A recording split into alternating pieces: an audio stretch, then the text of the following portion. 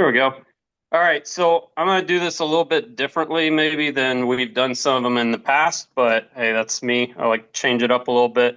So I'm just going to briefly cover a little bit about myself, how I got into reefing, and a little bit about my tanks and stuff, so you just know me a little bit better. So my name's Lee Stringfield. I live in Seattle, Washington. I'm also in the Army. I've been in for about 14 years. I've been working out of JBLM for about the past six. I got a wife and two kids, a 5 year old and a 2.5 year old, a boy and a girl. So between the tanks and everything, they are basically what keep me pretty busy around here. So not a lot of time for the tanks, but it's what I'm kind of passionate about when I have time off. So that's pretty much all I do. Other things that I'm interested in, I've been scuba diving for about 25 years. I've got a bunch of different certifications, but I do wetsuit and dry suit. My favorite dive site's probably the USS Oriskany. So if anybody's dove in Pensacola before, really cool aircraft carrier out there. But I've done a lot in the Caribbean and stuff. And I've also done some up here in the Puget Sound in some colder water. If you're a diver, there's not a lot that's fun about cold water diving, in my opinion. But I also am really nerdy about other stuff besides fish. I also am really crazy about rum and I like tiki bars. So if you find yourself ever wanting to pick up a good bottle of rum, highly recommend Hampton Estate. And if you're ever in San Diego, that's a picture of False Idol. It's a rum tiki bar, sort of speakeasy, so it's kind of hard to find. It's in like the back of a restaurant, but it's super awesome place if you get a chance to go. And then I'm super into hot stuff. So back when I was in college, one of my roommates, he was from the Caribbean. He was from Trinidad and Tobago, and I don't know, he cooked a lot at home, and man, I that got me into like habanero and Scotch bonnet peppers, and it just never stopped from there. So I'm a hot pepper head fanatic. I'm all about it. And one of my favorites is right there. It's Lottie's. It's out of Barbados, and of course, because I'm in the Army, really big into knives, firearms, and militaria. So, and let's see. So how I got into saltwater when I was a kid, I worked in a freshwater and saltwater pet store, and I helped manage some of the tanks. That's where I really learned about everything from cycling and so on and so forth. But I was broke as shit, so I couldn't afford a saltwater tank. This was back in early 2000s, I guess. I don't know. Undergravel filters were still a thing back then, and we would get shipments of live rock, and they would always tell us to be careful because if you put your finger near the holes, like sometimes they'd come in with manna shrimp, and that was always something they'd warn us about. Like they called them thumb splitters. But I kept freshwater tanks through growing up in high school and stuff. I mostly had cichlids, I had Oscar, some other stuff, but I never really got super serious about freshwater until I got married and we had kids.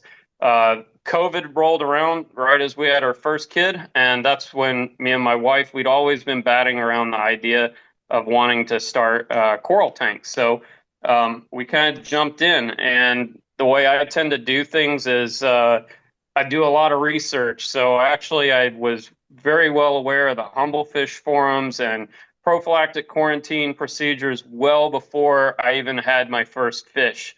So I did a lot of homework and research and it got myself educated, got it started on the correct foot, made a lot of mistakes along the way, and I've learned a lot through the process.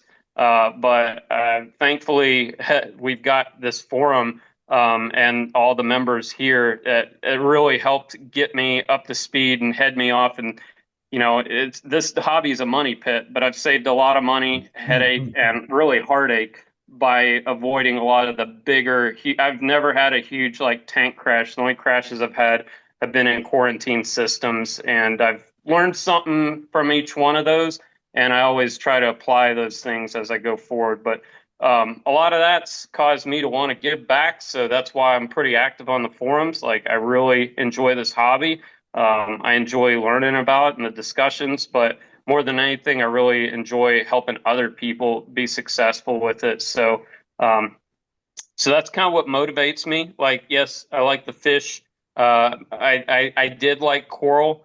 My wife and I kind of got to a point where we realized because I'm in the army, I have to travel a lot. Like, and coral has just very specific needs that go one direction, and the fish, we both are really guilty of just feeding like hell. We like our fish to be fat and happy, and I think every hobbyist reaches a point where they decide, I'm in it for the fish or I'm in it for the coral. We definitely both were in it for the fish. So we cut ties with pretty much all of our coral because it was just a headache to balance both. And I've never looked back since. I'll probably do coral again once I get more time around the house and I can monitor that stuff. But right now, uh, doing like almost no water changes and letting my nitrates get to like over 500 ppm.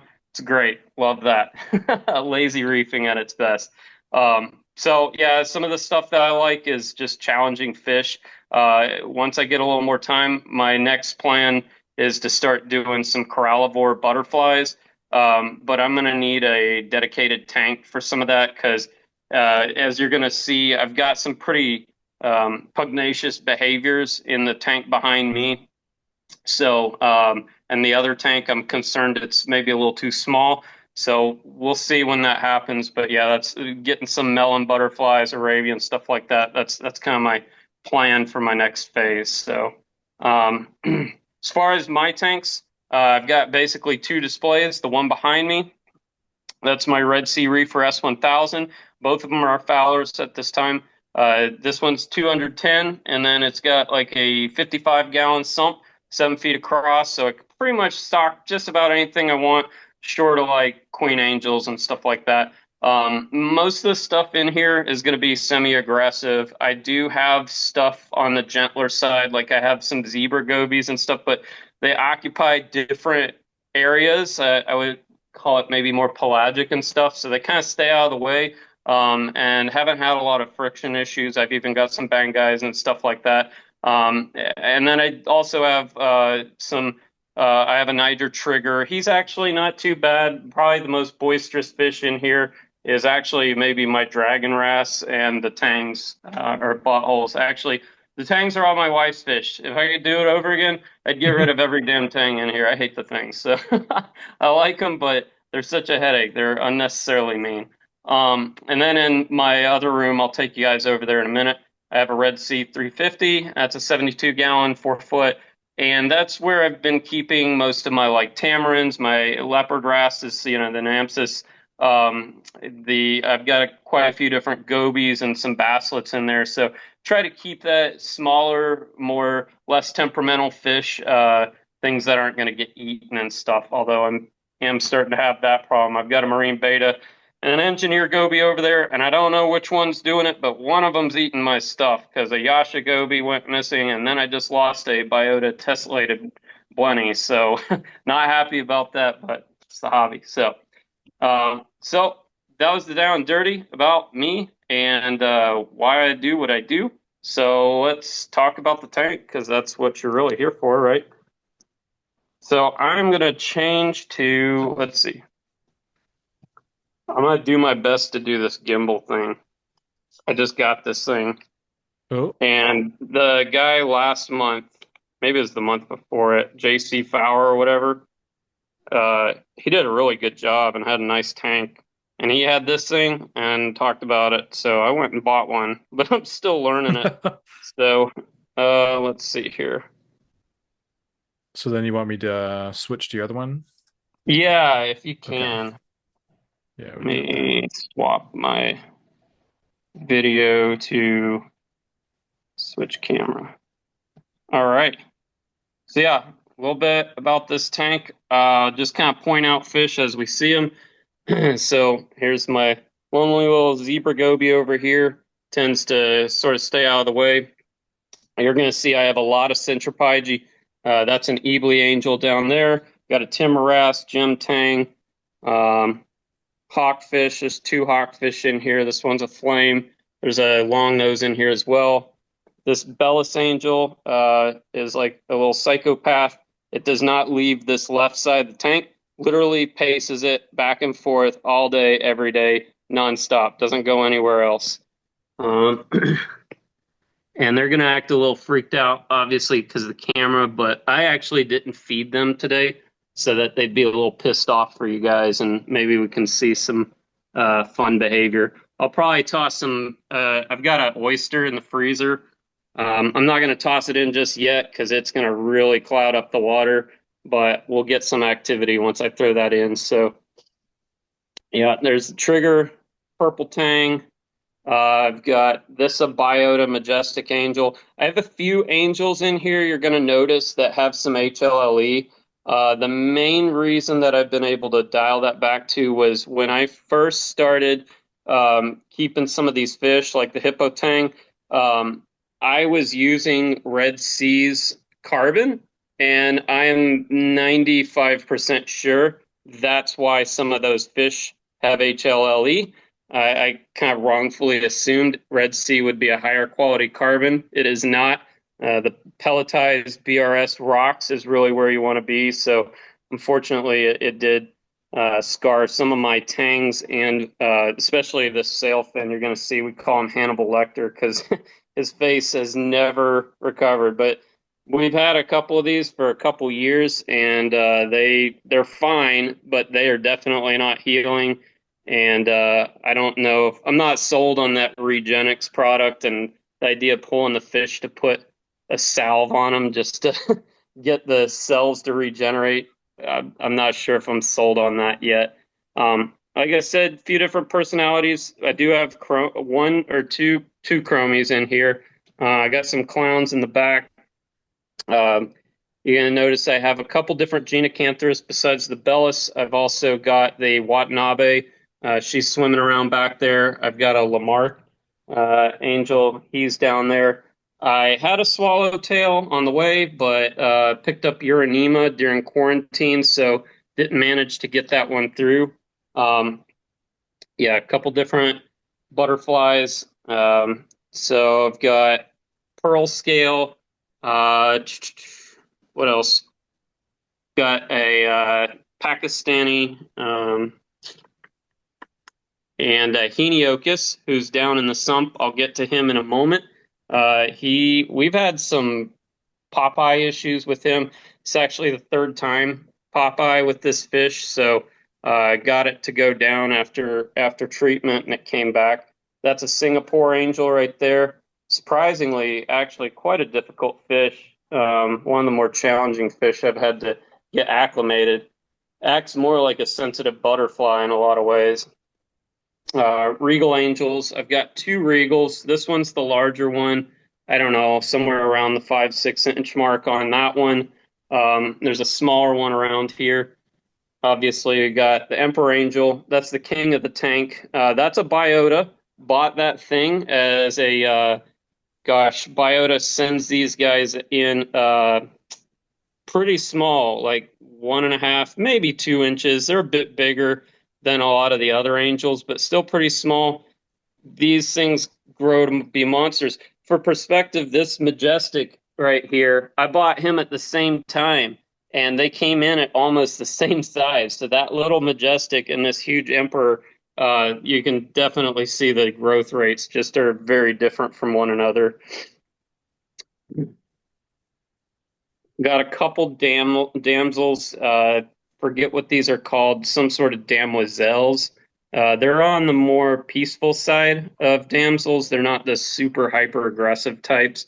I've got a couple more that are destined for this tank, like some Starkies and stuff. They're in QT. I'll show you guys those in a minute. Borboniuses, I've got 3 in here, 2 males, 1 female. This one is has no swim bladder, or he has a compromised swim bladder rather. So he's swimming like that. He actually perches and migrates throughout the tank much more like a falcon hawkfish or really any hawkfish. So once he settles down when the camera's not looking, you'll see him. He'll perch right up on a rock and he'll just lay there.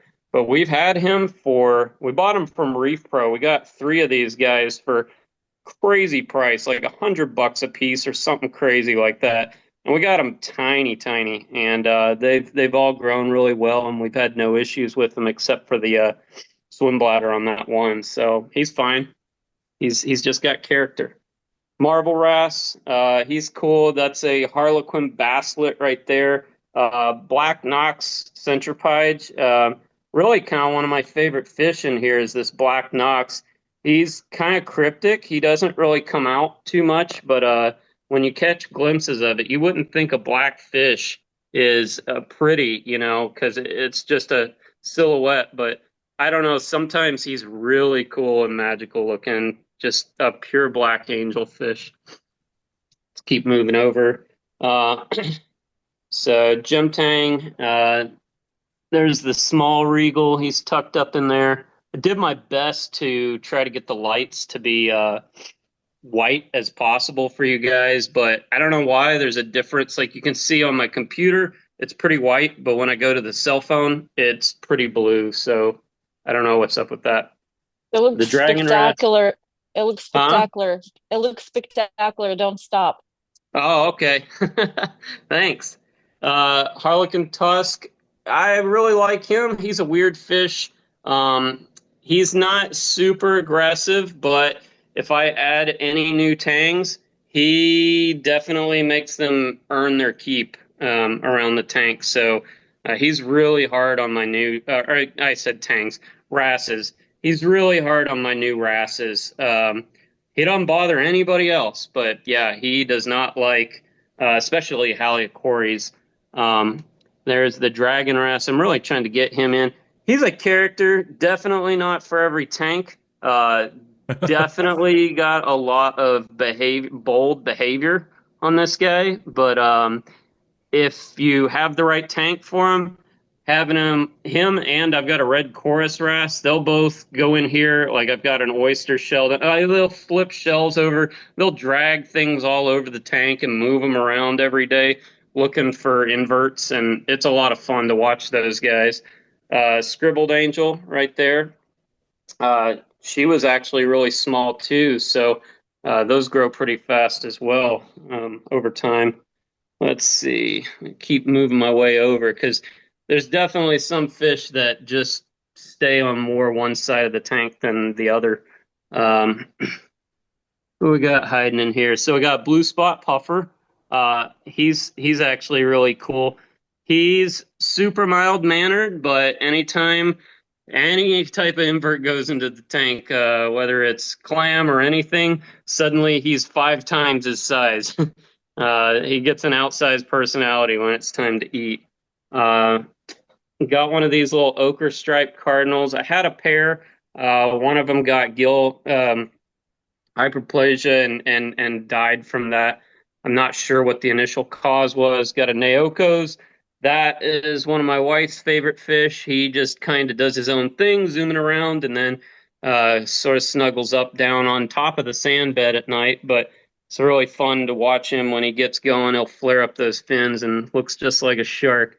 I got a Bangai pair. I haven't seen these guys mate, but we've had them for a while. So if it's ever going to happen, these would be the pair to do it. I do have another Bangai. Oh, don't know what happened there. Hang on.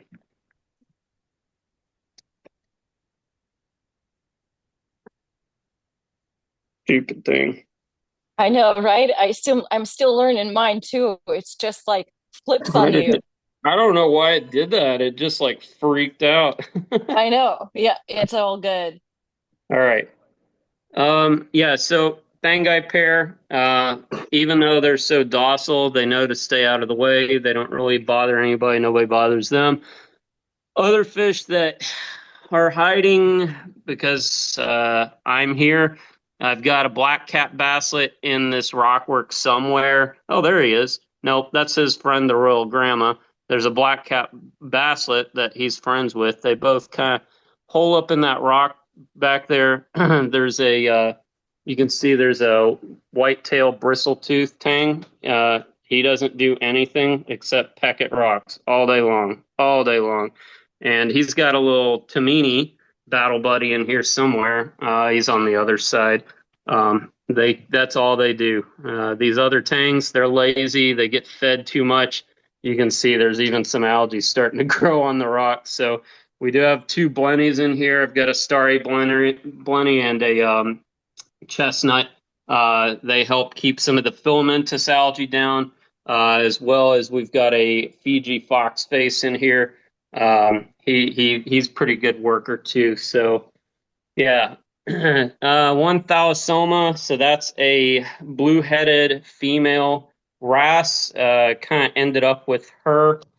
Stupid thing. All right, I'm gonna get rid of this. I'm not using this anymore. Tell me if this ends up being too shaky, and I'll try it again. But stuff like that gets me pissed pretty quick. So, all right. Uh, so that wrasse was a live aquaria order that they sent me three consecutive wrong orders back to back. Like I wanted, it was called an Atlantic chorus wrasse, aka a rainbow wrasse, which they sent me also that wrasse back there. You just saw that Haliacories going. That is also called a rainbow wrasse, but it is not Chorus Atlantica. But anyways, hang on a second. Hey, what are you guys doing in here? I told you guys I had kids, so um yeah, so they sent three orders back to back, the wrong fish. Anything you guys order from a live aquaria, make sure you're ordering it from the Wisconsin facility. I know it's sometimes hard to figure out which is which, but if you're ordering anything from LA, it is such a crapshoot on what you're going to get. So, anyways, I kept the wrasse, QT'd it. I didn't want it in the tank. I really still don't want it because I know it's going to get really obnoxious as it gets older. So if anybody wants a free quarantined thalassoma, there she is. I'm going to get rid of her at some point when I can find the right person. You can see her flicking on stuff right now, trying to show out. So, but yeah, I think that's most of the fish up here in the display. There's a blenny. So I'll kind of move down to the Can you sump. keep any inverts alive in there? No, not a chance. Shoot, one time I thought, well, we'll try to. So actually, I had cleaner shrimp at one point, and one day, I think it was the puffer. I'm not sure who. One day, one person took one bite, and it was like a feeding frenzy. I didn't know what was going on in the tank, but all of a sudden I saw a flurry, and the shrimp was in a million pieces. And so there was one more, and he was over in this rock work, and I tried to get him, and I was like trying to fish him out and stuff. And somebody got him while I was trying to get him, and the puffer started biting his legs off. So I tried to get him out, but he died of his wounds. So yeah, no invert can survive in this tank. Not a chance. I mean, uh, these things might as well be piranhas at this point because they're just used to anything that hits the water is just like, oh my gosh, food. And it doesn't matter, even if it's the butterflies or who it is, they all get in on the activity and gang up on it. So, but actually, believe it or not, despite the kind of, a lot of people be like, this is a lot of really, I don't know, incompatible fish. These fish shouldn't be together. This many dwarf angels, this many angels, this many tangs, this many anything. Uh, it works out, but what I've learned is it requires a lot of deliberate planning on how and when you introduce the tank mates. So we did kind of move everything through in stages. Like we started with some of the less aggressive fish first, or if it was something that was more aggressive, we tried to make sure it was a juvenile, so it would be smaller and less competitive than other things. So, so far, I think the only thing I've had that got bullied to death in here, fish-wise, was a Melanaris wrasse, and that was because the asshole Harlequin tusk just wouldn't leave him alone, and He just bothered him nonstop, and he's like that. That thing is like a missile. When he What was locks that? onto somebody, He he was playing doesn't with let your it go. fingers. He holds grudges. I don't know why. He holds There. grudges. So Hangers. what's that? So I have a couple of questions for you. First of all, you Yeah. don't have a build thread. How long has the tanks been set up? How long has this tank been set up? Yep. This tank has been up for, I think, 2 years, give or take. Okay. Yeah, give or Okay. take. Yeah. Yeah. So So fairly juvenile in this grand scheme of things. Yeah. I have to agree with you. Tanks are overrated. And the only thing that I'm missing in my tank is the bristle tooth that will just such an amazing utility fish, right? They just scavenge the algae all day long. Yeah, no, they do. And you know what's funny is like I don't think that they're not buttholes. I just think that they're so preoccupied with cleaning every surface that they just forget to be assholes. Like, because Exactly. Exactly. yeah, I mean, I had him in a smaller tank, in my other one, and he was kind of mean, but he wasn't like mean like my yellow tank will just be mean for no reason. Like he'll go after this raccoon just for existing. Some days, yeah, out of nowhere, just starts chasing him doggedly. And the bristletoothes never would do that. They would just be like, "Get out of my area." Well, everything's my area, but get out of my area. It was a different type of mean. But you're right. Yeah, the bristletoothes, best tang by far. So my gem's Okay. not bad either. He's Yeah. pretty mild, but they all Model have their own citizen. personality.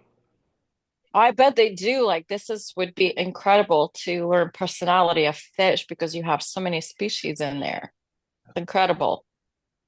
Yeah, we've, I don't know if we've had some discussion on the forums about like um habitat, like territorial dominance, and like, so I think there's like a weird balance between as fish claim territory, they become more possessive of it. But the more fish you have, the less territory they have, and so the less territory they can even establish. So it's kind of like a lot of the local fish stores. You'll go in there and you'll see, say, a 10-gallon tank packed to the brim with damsels that would normally just slaughter each other or whatever, but somehow they've got 20 of them in there, or firefish, or Banggai cardinals, or any of these fish that are just not compatible outside of having like a pair and stuff like that. But I mean, I think there's something to be said when there's not enough places to stake out. They lose some of that hyper territorialism, and so I don't know. I mean, obviously, a lot of these fish are going to get much larger than they are now. Like, I mean, yes, some of them are large, but nowhere near like that emperor is going to get massive. The sailfin is big, but I mean, they can get so much bigger. So we'll see how those attitudes change over time. I'm pretty good about managing things. I've left like this corridor right here completely open. That's very deliberate. So I have some egg crate that I will drop straight down right there, and I use Smart. this to acclimate new fish. So I'll chase literally everybody, push them all over here, chase everyone out of the rockwork. Maybe I'll leave one or two dither fish that I know aren't going to be problematic. And then just drop the egg crate, and I'll leave it there for as long as I think that it needs to be. Sometimes it's 2 days, sometimes it's 2 weeks. And that has been very successful for me to get fish introduced to each other. It's like dogs or cats smelling each other under a door. They can see each other, they smell each other, but the egg crate doesn't impede flow. So the fish over here still have a good amount of territory. The broadcast feeding still makes its way to them. But yeah, it's that so far has been my technique to introduce fish, as I go along. So, Can we talk about your filtration? yeah, sure. So let's drop on down here. I have a filter roller right here. Actually, I'm thinking about setting up a second one of these. They aren't really designed to do this, but or maybe they are. I don't know. I just haven't seen it done. But like most of the Red Sea tanks, you know, but the intake grate comes in and comes right here through this piece of shit. Oh God, these are the worst things ever. Oh, I They hate this thing are. so I do much. I hate it too. so much. I hate that. Anyways, I'm gonna probably divide it off, and I'm gonna run 1 to 1, and then I'm gonna move this skimmer and put in another one of these. So I'm gonna have two of the Red Sea 1200 filter rollers. Like I said, we love to feed, so I like to keep the water pretty clean, and these things do an awesome job. They're pricey, but they're worth the money. I run two protein skimmers. So this one in the front, I run it more dry. That one in the back, I run it more wet. Um, I do have a little bit of Smart. biofiltration back there. I've got some ceramic media, some more ceramic media. I don't really worry about it. You can see, look at the size of my sand bed, especially on the right half of the tank. That's my hand. So I got lots of sand in here. Periodically, I have to go poking around in it so I don't get pockets of the gas or anything like that. But yeah, I've got, like I said, the main reason I keep two protein skimmers is less about waste management and more about oxygenation. So with this many fish consuming this much oxygen, I like to try to keep the dissolved oxygen as high as possible. So, and that's why this one's running a little on the dry. So no matter what, even if that one turns off or something like that, I've still got one that's still pumping air into the system. I do have a Poseidon, UV, not UV, ozone. This Quantum Nios is UV compatible, ozone compatible, the plastics are. So I will be um, hooking that up in the near future. It's just a product in a box like most of us have plenty of. I What got what a bag of, what's the what's that? thought behind for the ozone? Oh, water quality strictly. I'm not using it as a pathogen management technique or anything like that. So Gotcha. it would strictly be a carbon replacement. From everything I've done reading on, carbon's one of the primary causes, if not the primary cause for HLLE, at least that we know of right now. Especially even the highest grade stuff still does cause it. It's just much slower and much less. But yeah, I don't like to do water changes unnecessarily. And that's maybe a topic unto itself. If you've seen my post, I did a 1 year water change where I pulled my readings and like my nitrates were like 660 ppm and stuff like that. But yeah, I really try to do most of my nutrient export through the protein skimming and the mechanical filtration, but a lot of those other undesirable things they build up, but I don't have corals, and the fish don't seem to mind. I also run both of these skimmers so I can help keep my pH buffered. This tank suffers from pH drops significantly by feeding so much food and having so much fish, and probably the lack of airflow in my house from outside air. This tank will drop below 7.5 if I'm not actively buffering it with either calc or other products. But yeah, running two skimmers really helps to provide a little less bounce and elevate that pH a little bit too. Um, yeah, so you can see back here too, diatom filters. So I've got one of the Marineland, whatchamacallit, Magnum polishers or whatever. I've actually got three of those in this tank. They're in different chambers. So I like to try to keep the sump relatively clean, and I like to keep the water free of as many suspended smaller particulates as possible. So I really like diatom filtration. I also have another one, but because of some stuff that I'm running right now in the sump, I've had to temporarily turn it off. This is a nuclear, a double stack. So these are the 35 ppm or 35 micron filters. So this is normally what I use for my heavy lifting. They have a 10 micron filter as well that you can use, and you can charge that with diatomaceous earth. But that thing is so much more of a pain if I'm going to run DE. I really prefer actually the smaller ones. They're much easier to just throw in a 5 gallon bucket and charge them.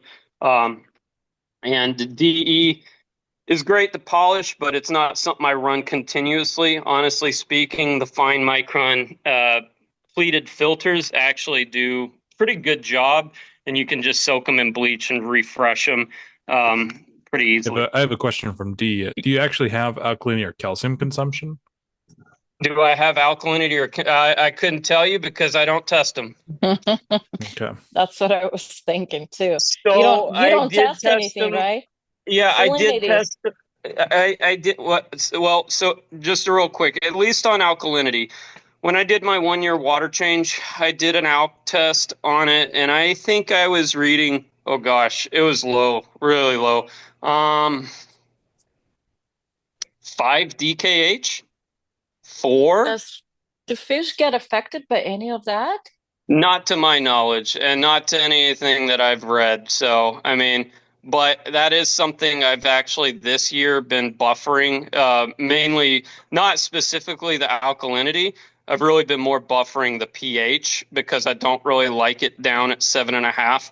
I've not seen anything like no fish are dying because of it or anything like that, but I know marine, environments really 7.5 is really the lower end of where you want. So I'm slowly working my way back up to 8, right? We do everything in this hobby slowly. So, I've been taking it up every week. I think 4 weeks ago, I got it back down to 7.5, and I'm back up to probably 7.6 or so now. I'm not sure. I'll have to look and see here.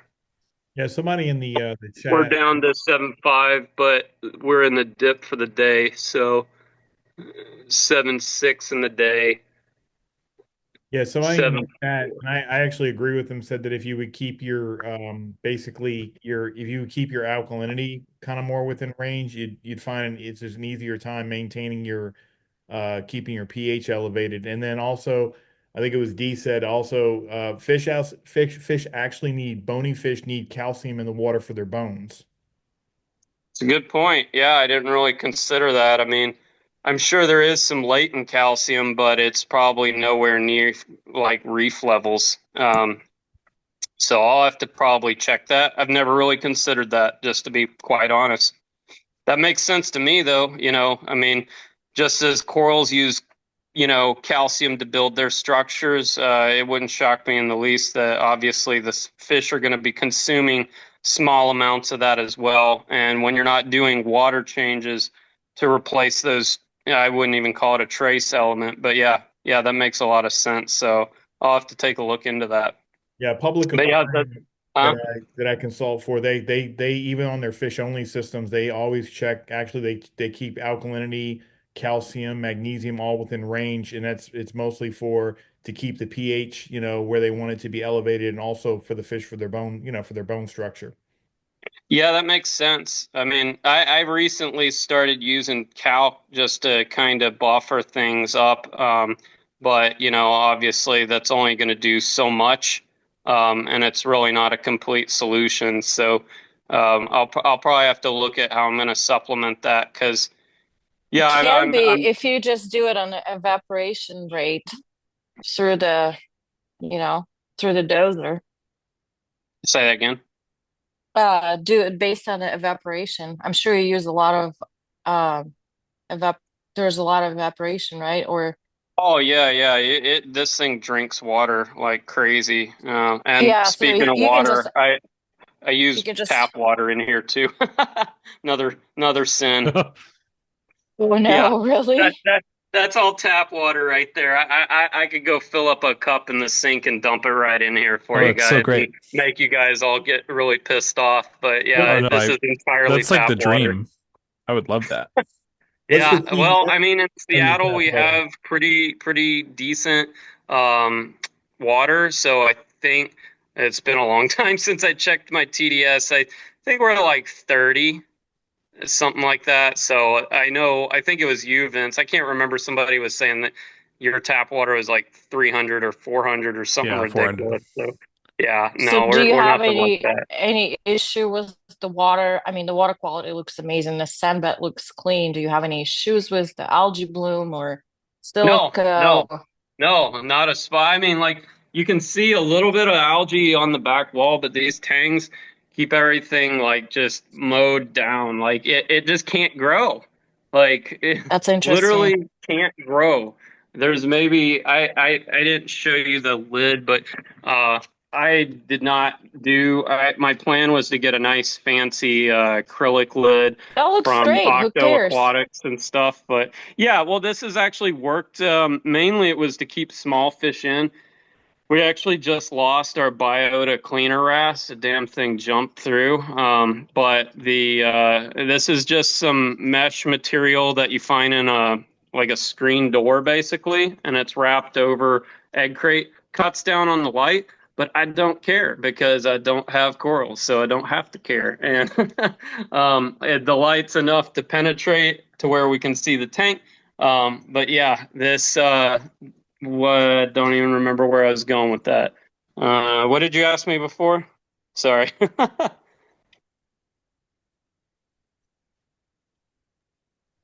I Um, don't remember. Somebody asked me a question. I can't remember why I was bringing that up.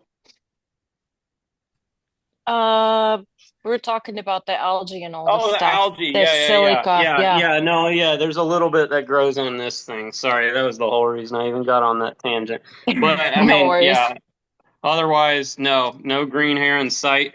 I've never gone in here to scrape a single thing off. The only thing I use is once in a while I'll come in here with the flipper blade that stays in 24/7. Never pull that guy out. I know that's another sin. But yeah, you can see the back wall. I have never scraped that thing since I've had this tank set up. Never once. And let me see. I mean, yeah, maybe there's a little bit of filamentous, but you can see all the rasp marks from the from the blenny and the bristletooth tang going after it. So yeah, it just can't grow.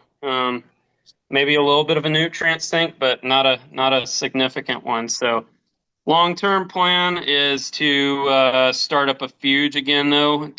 I do want to start bringing the nitrates and phosphates down. I do want to get a fuge, though, that's not Kato. I'm probably going to do Dragon's Breath or maybe Ogo or something that I can actually feed back into the tank so I can kind of have a little bit more of a circular system there and something that I don't have to worry about. Like Nori, man, these guys. Speaking of which, while I'm talking, I'll go ahead and throw some food in.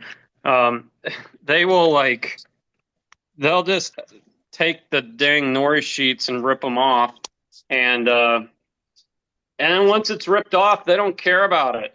They don't care at all. You give a rat's ass about it once it's off. I I have a actually couple found this comments other for red you. algae really works well. What's that, Vince? So, from John Gordon, changing the chemistry will impact the microbiome and what will grow. That's probably true. I mean, like you obviously can't find a single speck of coralline in this entire tank. The environment won't support its growth. Absolutely will not support its growth. I have another question for you. Why not an algae scrubber? I've considered an algae scrubber, but the cost of them is pretty high. I know you can build your own. I've thought about doing that with Tupperware and stuff like that. So I've thought about it, and I mean, I would even be so bold, like probably not many people would do this, but I would scrape the thing and then throw all the scrape right back into the top of the tank. These guys would eat it, especially this fox face, man. He loves green hair algae. It just wouldn't even anchor anywhere. It wouldn't survive. So I've thought about it.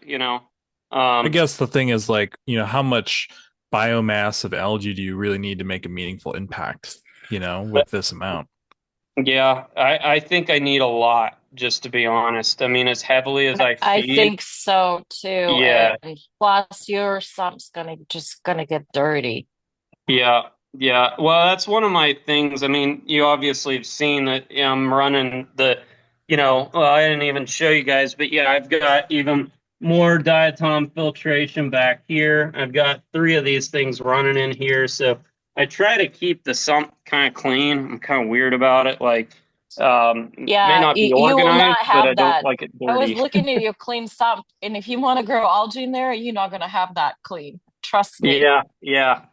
Bio Another thing pellets, that I yes. want to Huh? Go ahead. mention that when you do the algae, if you pack that algae in a really nice tight thing and give it to them, they'll pick on it all day long. Because Oh when you yeah. give them a sheet, it's just like it goes everywhere, and they don't Yeah, care. They want to yeah. pick. I think it's the tang thing or every fish that they want to pick on things.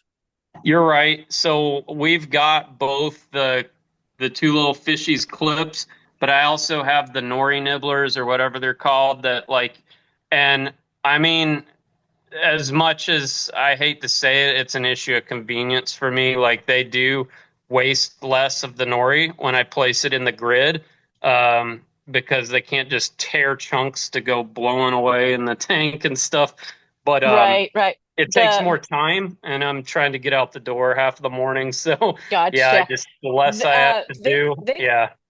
Victor from Worldwide Corals had a good video of you just fold the sheet really tight and put it on the clip and let them figure it out. And I Yep. thought that was brilliant. So I kind of do something modified like that. I kind of adopted Elliot Lim's technique. He spritzes water, like uses a little water mister to spritz a sheet and then rolls it into like almost like a cigar and clamps that, and that works well too. It's one of those things again that Yeah, I just a lot of times I don't gotcha. have as much time. This nori though that I'm feeding right now actually has solved a lot of my problems. Originally, they didn't like it, but they've grown to tolerate it. So this is the red seaweed from Julian Sprung. Um, That's these the guys all only tend to. nori my fish will eat too. What's that? That's the only nori my fish will eat too. Plus, it's so compact, it doesn't melt in your tank so Yeah, fast no, and get that's gooey, what I right? like about it. And they Yep. will still eat it, like even though it's floating around. This will not make its way back up to the overflow. This will get consumed. So, and it doesn't just fall apart into mushy nothing the way the purple and the green nori sheets do. So, this has been a winner so far. This is my first time using it. This will be my first pack getting through it. And originally, I didn't think it was going to work because they hated it. But over time, they've gotten more curious, and now they do eat it. So, yep. Yeah, it's the best. Sad little Heniocus. Yeah, he's basically developed Popeye. I was out for some army training for 6 weeks and came back, and he was already pretty pretty bad. And so I'm not going to go into all the explanation of what's going on in here. I got a video up. You can see that for more information. But I was running erythromycin every day for 7 days. I cut it short. I should have gone further. I'd gotten it into remission, and it just came back. And so right now, I'm actually double dosing him. So I've got him going on not only erythromycin, but I'm hitting him with Cipro, and I'm running both of them on a bath. He's on day 3 or 4 of that treatment. I'll have to look at my log, but yeah, he's getting Cipro and erythromycin. I got to get this thing pushed back, or he's just not going to make it because he's just not going to eat when they get into this kind of condition. He hasn't eaten in 2 weeks almost at this point, probably. So, yeah, My if God, if I it's don't, so beautiful. yeah, he's a good one too. He didn't really bother anybody. It's the 3rd time this fish has gotten. I don't know if he's genetically predisposed or what. I don't have other fish that I've had some that had it once, Usually they get it in QT, and then I've never seen it again, usually once they're in the display. But this guy, this is his third time fighting this stuff, and we've had him for a while. So I really don't want to put him down, but Have you tried um, lancing already? no, I haven't. I haven't. I mean, I'm aware of it. Yeah, I know go in like right in between, at the back of the eye and stuff like that. But I know that can sometimes aggravate the problem too. So I'm gonna probably let this run its course. I may give that a try. I've got the MS-222, so I would definitely sedate him before I tried that. I'm not afraid to try it. I've just got worked up my nerves to do that to him yet. So in case I make it worse, because I know that'd be basically a death sentence. So Yeah, um, it sounds like he's just got kind of has a lingering bacterial issue that just won't fully heal. He could have a compromised immune system. it's possible. Yeah, I Maybe don't like know. some sort of fluid issue in the head area. Yeah, it Because went it's on down. both sides too, so It's it's on both sides. The erythromycin took care of it. I mean, it was gone. And as soon as I cut treatment, I let him I got him out of this. I let him just stay in the larger area of the sump, and it just it didn't take but 2 days, and those things popped right back out. I was like, dang it, man. So I should have gone further. I cut my time short, and we know with antibiotics, that's never really a good choice. But I really wanted to get him back eating again because honestly, he was already like that when I got home, and my wife didn't really know when it started, so I was like afraid he'd already not been eating and had it for a while. Now I'm worried that he may be blind, because even though once I got his eyes back down, he does respond to a little bit of stimulation, but he, generally speaking, from what I can tell, can only see like light and shadow. He doesn't respond very much to like actual like mm. stimulation the way a fish should. So obviously, Popeye, it can blind them, and that's a death sentence with fish. So we'll see. That's kind of been preoccupying my nightly battle rhythm when I get home. I do my whole thing and try to get him worked through, but we'll see what happens. So, Hey, um, I got a yeah, question real quick about the Singapore because that's a fish I have struggled with. So so two questions. Number one, what did you feed him to get him, eating? Because that's always the issue with them is getting those eating. And then like I guess the other thing is some people claim they have to have sponge meat. Some say that's, bullshit. So what do you think about that? I think the sponge meat's bullshit. I'm in that camp too, just to be honest, Bobby. And not to say that none of the angels don't eat it naturally in the wild, but gosh, I can't remember his name. He did a MACNA presentation on benthic feeders, and it was outstanding. But basically, I don't know where the study is, but it essentially showed that there wasn't any substantial nutrients that are present in sponge that aren't being provided in other forms of food. And so there was no long-term issues with any of the angels, the benthic angels especially, not getting sponge in their diet. I need to go deliberately buy the Hikari, sponge ones or anything like that. I don't feed any sponge in any of my tanks. I'm not saying that that's like, that means anything in and of itself, but he laid out some pretty compelling arguments about the sponge thing. Yeah. Now, as far as the Singapore specifically, I friggin' that thing to me was just like trying to wean a pick a thing, a multi-bar, a regal, a any of the the more cryptic, challenging. Even the Black Knox actually was also similarly challenging to get them established eating. But I pretty much apply the same methodology to most of those fish. The write up I did on the Regal Angels with all those things that like I had like 10 or 20 things that I'd observed, and I would say those pretty well apply in my opinion to this little guy right here as well. He really behaves a lot like a butterfly fish.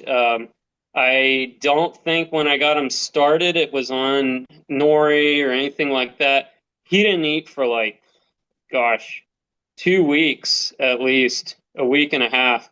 And I just kept him isolated though. He didn't have any tank mates. Well, he had a grid between him and a Pakistani, but he didn't have any real stressors. And I kept offering clam and DKI pellets and TDO pellets. And eventually he finally started eating. And then the day he started eating, it was good after that. So, but yeah, I'd say treat it like a Regal or a multi-bar, because they need cryptic space in their QT to feel safe. So no lights, a good amount of like I had a PVC tube like that. I don't think he left it the entire time, unless I was out of the room, and then he would come out. And this went on for weeks. I mean, I never saw the fish unless I just like check to make sure he's not dead. He even now, like he'll come out like he's more bold, but this fish is still a pretty cryptic fish, by some of the more boisterous angel standards. But they're pretty and they're cool. Yeah, Yeah, I'm yeah, they're awesome. yeah. That's an awesome fish. I would love to see you try a rock beauty in that tank, but I think the emperor would probably take it out. Which one? A rock beauty? Yeah, it's a Caribbean angel. It's called the Rock Beauty Angel. Kind of looks a little bit like a bio. Venistus? Yeah, Is but that the purple one and yellow? Yep. no, they're black. They're like they've got like a deep, deep black and yellow, but they're Okay. another one very, very difficult to get eating. They're very challenging.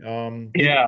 You can get the babies, you can get the really small ones from KP Aquatics, and those usually have a better success rate than the large adults, but they're a very, very challenging angelfish to get eating. I think you would succeed at getting one to eat.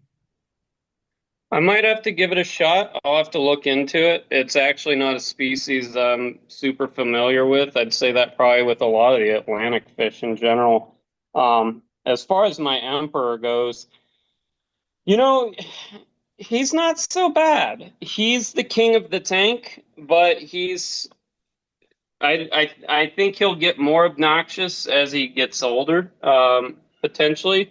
But he is, how's the best way to put this? Walk quietly, carry a big stick type thing. Like he doesn't really have to be mean to command respect from the other fish in here. Him and this sailfin kind of own the tank. The sailfin's more of a butthole than he is, but he really doesn't pick on the other angels. The only one he'll chase is the big regal. Obviously, they're similar size, but he really kind of leaves them alone. So, um, yeah, I'd be willing to try it. This is my angel tank. It's really more about what's the disposition of that angel. Like, because if they are super frail, like I've got this thing so stocked now at this point. Like, my last edition, angel wise, was actually this little black Knox. I was really worried. I was like, man, this thing's gonna get killed. Like, he's just going to get run out of town because he's a lot like the Singapore, very cryptic, very pushed around. He doesn't stand his ground, but I don't know why it's worked out well. So, all right, I'm gonna throw in an oyster for you guys.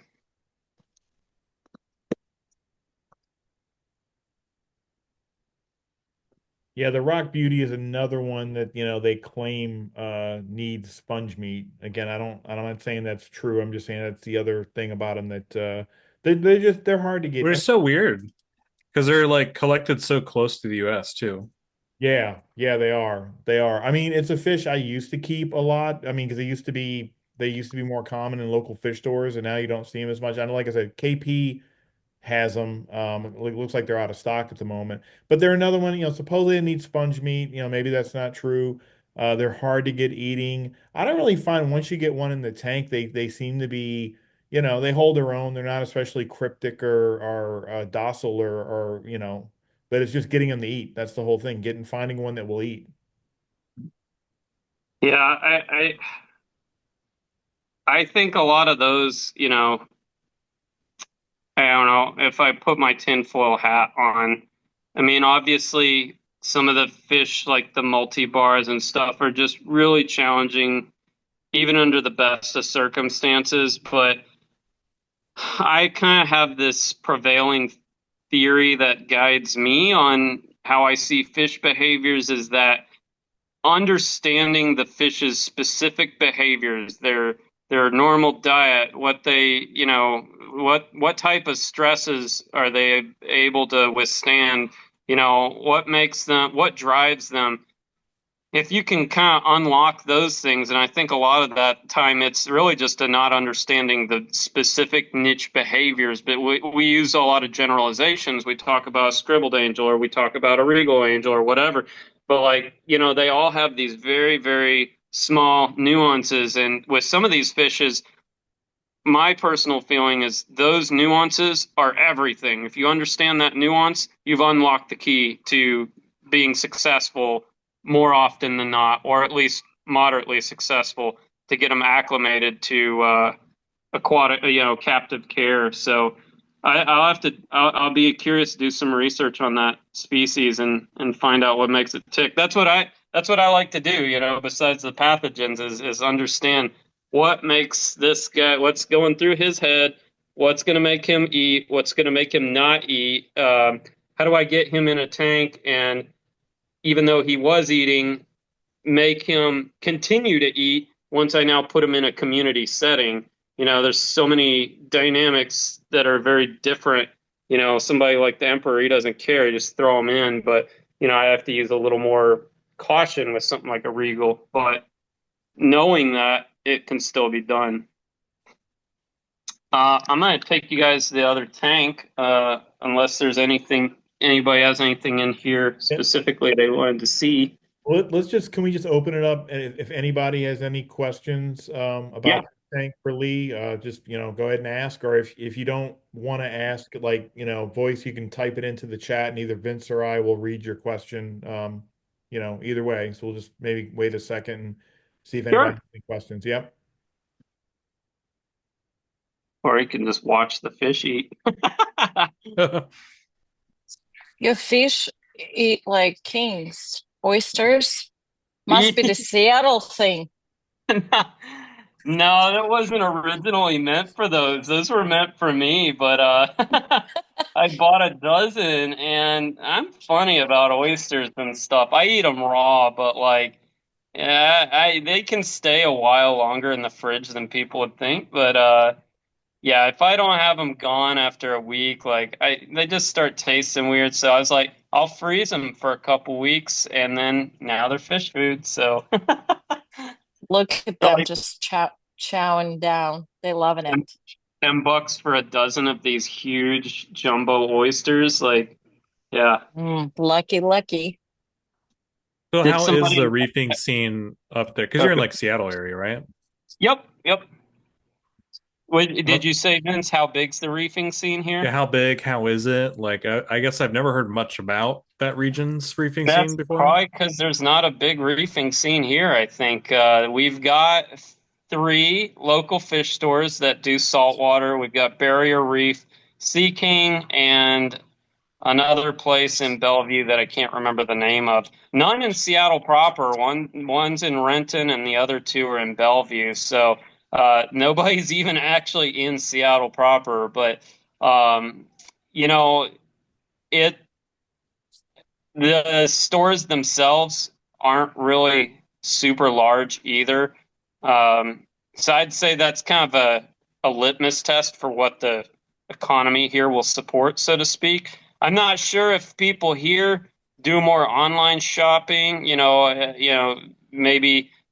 I just don't think it's as big of a thing here as it would be maybe in areas where it's warmer. I don't know if there's something that's probably not true either, because isn't reefing huge in Minnesota and states like that. So I don't. Oregon, Portland has a big store, and Portland has a bigger community too. But Seattle is semi-what? Yeah, Tammy, the trucker Tammy, she's from that area. I don't know if you met her She's online or not. Spokane, I think. I've never talked to her, but so I don't know if you're familiar with where I'm almost positive because, and it's just a random factoid that just stuck out in my mind. I want to say she's in Spokane. That's on the east side of the state. If that's Oh if yeah, if yeah. that's where she is, yeah. So Spokane's like about 4 hours east of Washington. Completely different in every way. Like they couldn't be more different. Like Spokane's like hot and dry. Seattle's rainy and wet. The Cascades Mountains kind of divide the two areas, and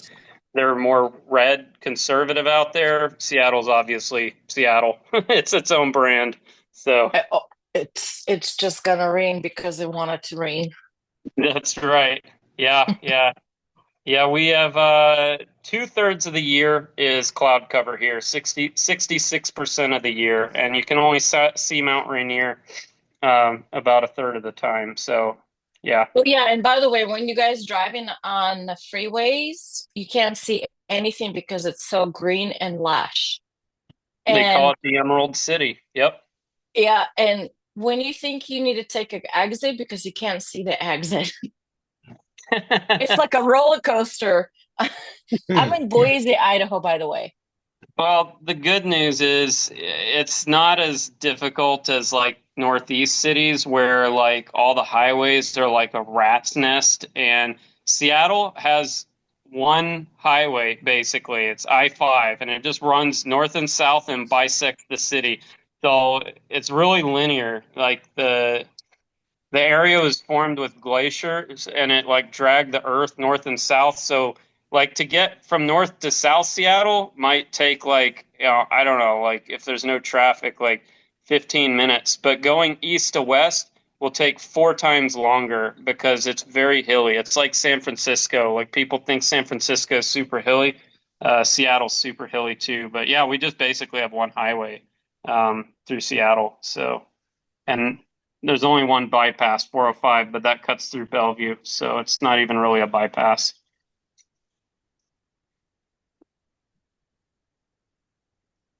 All right. Does anybody else have any questions on this tank, or I'll take you guys over the other one real quick, or I didn't see it in the chat. I haven't been monitoring it. Yeah, no further questions. We could take it to the next tank. Okay. And I don't have my watch on me, so if I'm running over on time or something, We're I know. about 9:09. Okay. Yeah, I don't have very good. This will be a lot quicker because I don't have as many fish in here. Um, so Hey, we're good as long as you want to take. My wife will come in and tell me when it's time for me to go to bed. okay. And I apologize. I just realized I forgot to set the light schedule. So can you guys see this semi okay? Yeah. Yeah, it's okay. Yeah. Okay. So, So this is my gentler tank. It's got a lot less biodiversity, but a lot of better personalities. Um, Long nose hawk. I've got a couple chromies in here. Blue dot. I've got. Oh, he's still out. I'm surprised he's not in the sand yet. So that's a aligned Anapsis wrasse. There's a yellowtail tamarin in here. I've got 2 radiants. They're already in bed. This is a royal pencil wrasse that I picked up recently from Dirks. Yes, I'm aware he's a sand sleeper. He was actually out and about, but the radiants started beating up on him. So I'm currently deciding what I want to do because I'm either going to move the radiants over, but I'm a little worried they'll get beat up in the other tank. But I'm going to have to give him a sand dish or something. I just got him out today. So, and that was fun trying to extract a sand sleeper when I you're just had trying to to do like that. catch a fish. What's that? I went over to a buddy's house. He had a big ick outbreak, and I Yeah. helped him catch all his fish out. Well, he had what, 2 leopard wrasses or something like that, and in the yellow chorus, they had like 3 sand sleepers, and like a little tiny black leopard that he had got.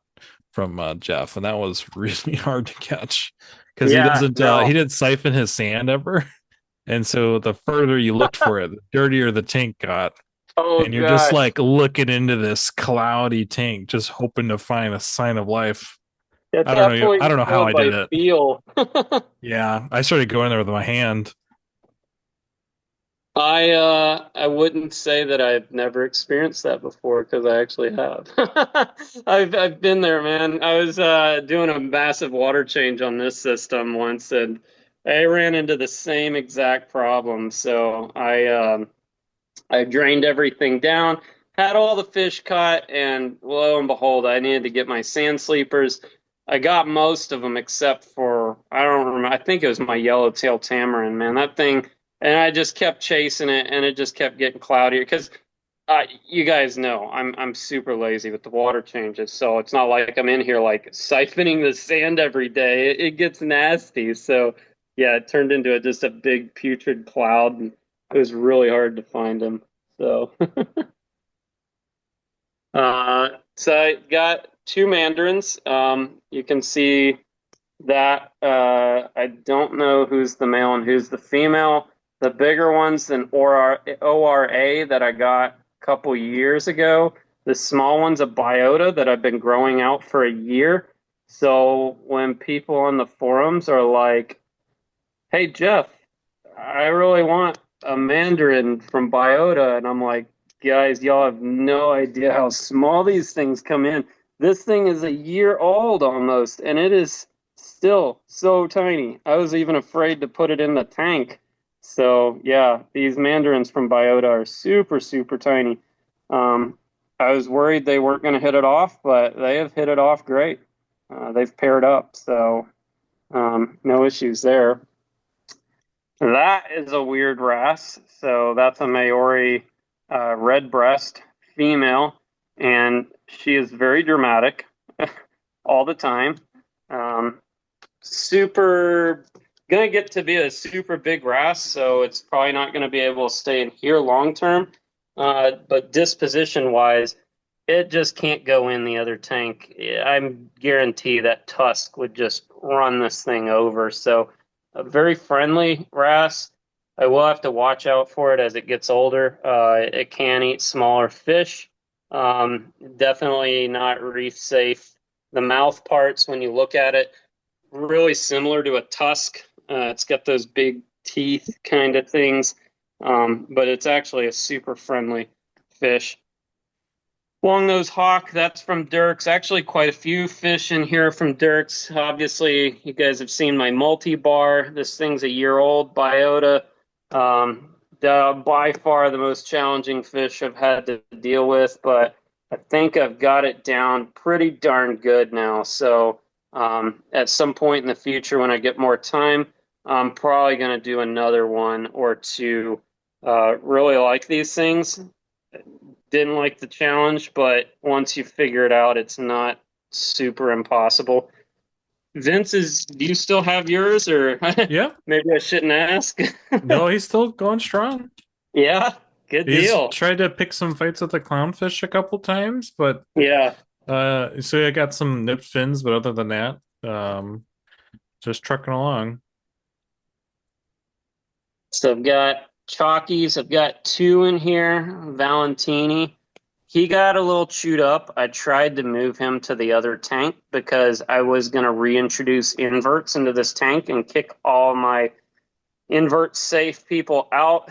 He just got his ass kicked completely by my blue spot. And I tried everything. Couldn't get him to leave it alone. Another fish I've failed with to acclimate over.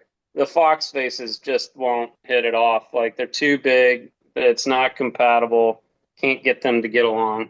So not that I really want it. He's not going to make it in here long term either because it's just a 75 is not appropriate for a low. But it's where he's going to be for right now until I get him moved. I've got a engineer Goby. He's super cool. He kind of makes his way around. Very behavior is very dependent on his tank mates. He actually was in the other tank at one point in time, and he was just getting hammered by the angels. I mean, they just chew on his tail. Like the guy is so long, he doesn't know where he begins and where he ends. And he just, if there's a tail sticking out, those fish will just chew on him. And he actually had a roommate. That roommate did not make it. They both got chewed up. But yeah, I moved him in here, and he's doing good now. There was the swales, quite a few basslets in here. I've got a Randall's Assessor, but a lot of those guys are going to be kind of harder to see, especially right now with the lights being down, and they just get holed up in the rockwork. And then I think that's most everything. You guys saw the marine bait in here. Is that a captive bred or a wild? Which one? The marine beta? The marine beta, yeah. Actually wild. So I took it for granted, but he was kind of a pain to get eating. When I first got him, actually it was quite a challenging fish to get eating. But he doesn't bother anybody. He's a lot like the fox face disposition-wise. He just sort of hangs around the back, scares easy, puffs up. He hates this camera, hates it. Like you saw him probably earlier come flying out of the hole backwards. Like he just, a really funny fish, but it's one of my favorite fish. Here he comes. Yeah. He hates the camera. That's so funny. Yeah, I have a captive bred one. It was really interesting to get that to feed. Well, it looks like we lost Keely. It looks like your camera went off. Someone was asking in the chat earlier, actually, what gimbal is that? Like what the I guess what model that camera is that you're right now. It's my hands because I got pissed off at it. It was a DJI Osmo. Let me try. I'm trying to remember. It's called an Osmo something SE. Osmo Mobile SE. Okay. So yeah, it's probably not working because I didn't download the software. But I didn't download the software because it's not available in Google Play Store. There's some Chinese security concerns, and I'm in the Army, so I have to be cognizant of that type of stuff. So I didn't do my research, so I may be returning that and trying to find a more compliant gimbal. So you said you're in the Army. That's actually something I wanted to ask you. So, like, do you have to move every 4 years? No. I'm a weird breed. I'm active duty National Guard. So I'm actually Washington Army National Guard, but I'm active duty. So my PCS movements are throughout the state, but they never leave the state. So so it's not like you have to, like, in 4 years, like, find out, like, like move all of these tanks or something. Nope, that's correct. I won't be doing any movement that I don't want to do. And if I do, it might be to move to the other side of the state. But a lot of times people in my situation will, it's not ideal, but a lot of people do a thing called geo-bacheloring where, if the state isn't huge like Texas, they'll like during the week work at that location and then come home to their family on the weekends or something, just drive home. And we're kind of lucky in Washington. Almost all the major commands and everything's on the west side of the state, centric to the JBLM area. So we do have stuff out in central Washington and Yakima and in Spokane, but it's really kind of far and few between. And there's really a lot less possibility to get relocated to those areas. So, Gotcha. This is my current QT that I've kind of got going on right now. This kind of gives you guys an idea how I do QT. So I like to set up a tank within a tank. So this is a 40-gallon right here. This light side, I actually never keep this lit. The light really helps lower the stress. So I'm only doing this for y'all's purpose. But on this side is actually kind of where all the magic happens. So I basically have some egg crate cut out, and on the other side of that egg crate is some, oh, I can't remember the DPI or PPM or whatever the count is. But this is foam. It's like 25 or 50 or something like that. So I keep a diatom filter on this backside. I've got a little bit of biomedia that's seeded over here. I've got an ATO, Tunzi 3155, two heaters independently running off an Inkbird, and then I've got a UV sterilizer rated for, I think that one's rated for 70 gallons or something like that. And this is a 40-gallon system. So that's pretty much how I do most of my QT like this. I've got a 110-gallon system that I use sometimes for larger setups. It's an acrylic tank, but it's kind of a pain because of the weird Euro bracing and stuff. So when I don't have as many fish, I like this one. I've got a tobacco basslet. I've got a huge chalk basslet in here. That thing doesn't like to come out, but it's pretty enormous. I've got two of these. I think they're called sunshine chromies. I can't remember what they're called. They were kind of an uncommon fish. Yeah, sunshine chromies, I think. And then I've got a pearly jaw. I normally would run sand on these guys, but he actually has been fine with just the PVC. And if he's fine, I'm fine without the sand, because sand is one of my arch enemies in QT. I don't like to use it unless I just have to because of the mess it makes. And over here, he's probably not going to come out. I have a teeny tiny little flame angel, and he's poking out there. There he is. That's actually a Petco guy. We are one of the lucky ones that have. I forgot. If you consider Petco an LFS, we do have an LFS Petco here that has saltwater. Um, and they actually have good fish. In fact, I don't know, like they're totally Paul B. Like they're, I think the fish are borderline indestructible. I'm sure that has every disease known to man, Uranema included, but for some reason, most of the fish I get from this Petco pull through, and I'll see them in there week after week. They'll get ick, and then they won't have it like when I go back. So I don't know, maybe there's something to some of that, but yeah, Royal Grandma, he's hiding. Falco Hawkfish, he's hiding. Two different types of damsels. One's a Starkey. I can't remember the name of these other two. And then I've got, you probably already saw the clowns.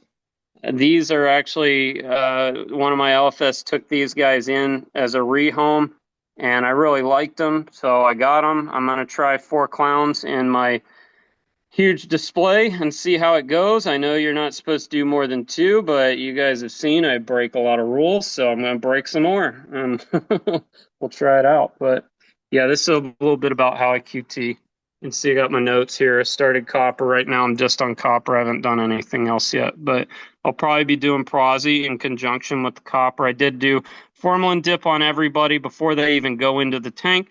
Most of them, well, the larger fish all went in to a zero point 0.8 ppm copper dip for an hour, or formalin. Some of the smaller ones I've done, like these guys, at 0.6 milliliters per gallon. So, yeah. Any other questions anybody got? Or I'm going to stop my video unless anybody has any questions specifically about this tank.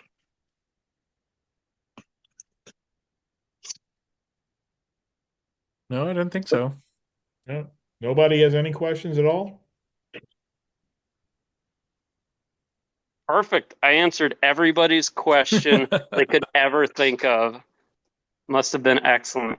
I didn't tell you guys, but I talk a lot and get carried away. So apologize if I nerded out on you guys, but I'm really about what I do. So I think you're so, you give so many details, it just kind of like answers a lot of people's questions. Yeah, it's amazing, man. That's amazing, amazing tech. Thank you. I appreciate it. Yeah, it's been a fun journey, but it's really thanks to you and your community you built that I've been able to put this stuff together. Uh, Humble Fish is the greatest resource on the internet. Sometimes I'm on Reddit and man, I just want to hit my head against a wall, like, Yeah, like yeah, don't go there.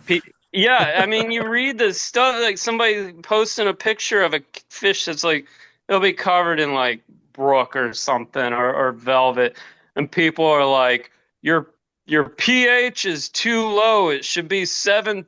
It's 7.7 or something. I'm like, holy cow, you guys are missing the forest through the trees here. Like, and it's just like every response is just gets dumber and dumber and dumber than the next. I mean, everybody's got to start somewhere, and I don't have all the answers either. But some of the communities are just, man, Humble Fish.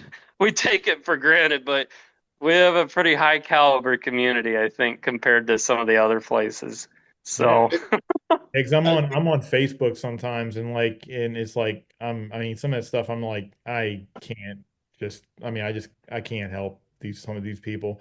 So Heather asks, can you send me pictures of your QT setup? The tank within a tank setup is quite interesting to me. So I don't know if you want, yeah, absolutely. yeah, if you could, like, Yeah, maybe on the forum, that would be like, you could, start like a thread about it and maybe like post some pictures of it and stuff. sure, sure. Yeah. And I've done a lot of different iterations to kind of get that to where I want it, but I like that system because that big sponge provides biofiltration like really well, but also it keeps that sump. I don't want to call it a sump, but it's like that left side of the tank's almost like a sump. Keeps all my equipment nice and clean, separated from everything. I've got a pump there that's pumping water over to that UV, which is on the right side of the tank flowing into those boxes. So that pressure system means water's always going to be flowing over there to complete that kind of circuit. But yeah, I can absolutely start a thread on that. It's worked out really well for me. it seems It's got, huh? it seems like you've basically turned that into an all-in-one. It is. It is. That's exactly what it is. It's an all-in-one, except the dividing wall is the biofilter, essentially. That huge sponge, I don't worry about ammonia with those things. Like once you get them seeded, there's just so much surface area on that frickin' thing. It really doesn't need a lot of stuff. And I don't know how many all these fish I've got. And these are all my survivors. We'd like to talk about our successes, not our failures, but I mean, I've lost every bit as much as I've got. So I've been through a lot of QT. I've seen a lot of things that don't work. And fighting ammonia is really one of the biggest challenges for a lot of people, I think, getting that. But when you start using those huge padded foam, like, and using the frits and stuff, like, you really can take a lot of the guesswork and anxiety of, is my biofilter enough in this, sterile system going to be fine? And with those things, it's helped a lot. Yeah, I really like those tank in tank partitions. That's Yeah. that's got to cut aggression down to near zero. Yeah, and I guess I should walk back over there. I didn't really talk much at all about those, but I use the Octo Aquatics. I've got 3 of that guy's. Oh man, I should just rep for that guy because I love his products. He really makes some great, well thought out stuff. I've had quite a few different types of um, of acclimation boxes or what have you. And these things are fantastic. They have huge vertical slats, so they get really good water flow. I had massive problems with this style back here. You can probably see the very small perforations. I was getting bacterial problems. I was having dissolved oxygen problems. I was having ammonia problems, if you can believe it, because when you first set up a tank, and if you're using these made in China cheap piece of crap box you can buy anywhere, those holes are so small that if you don't have water actually flowing into it externally, it just gets no flow in there. And even just feeding the fish, and if they don't consume all the pellets, because there's so low flow, it's enough to create an ammonia spike local to that little chamber, and it'll kill stuff. And I really ran into lots of problems with a lot of these junk boxes. So I've had to come up with styles of things like in this one, I've got an air stone running underneath. So it's passively bringing water from a different area of the tank and forcing it to come in.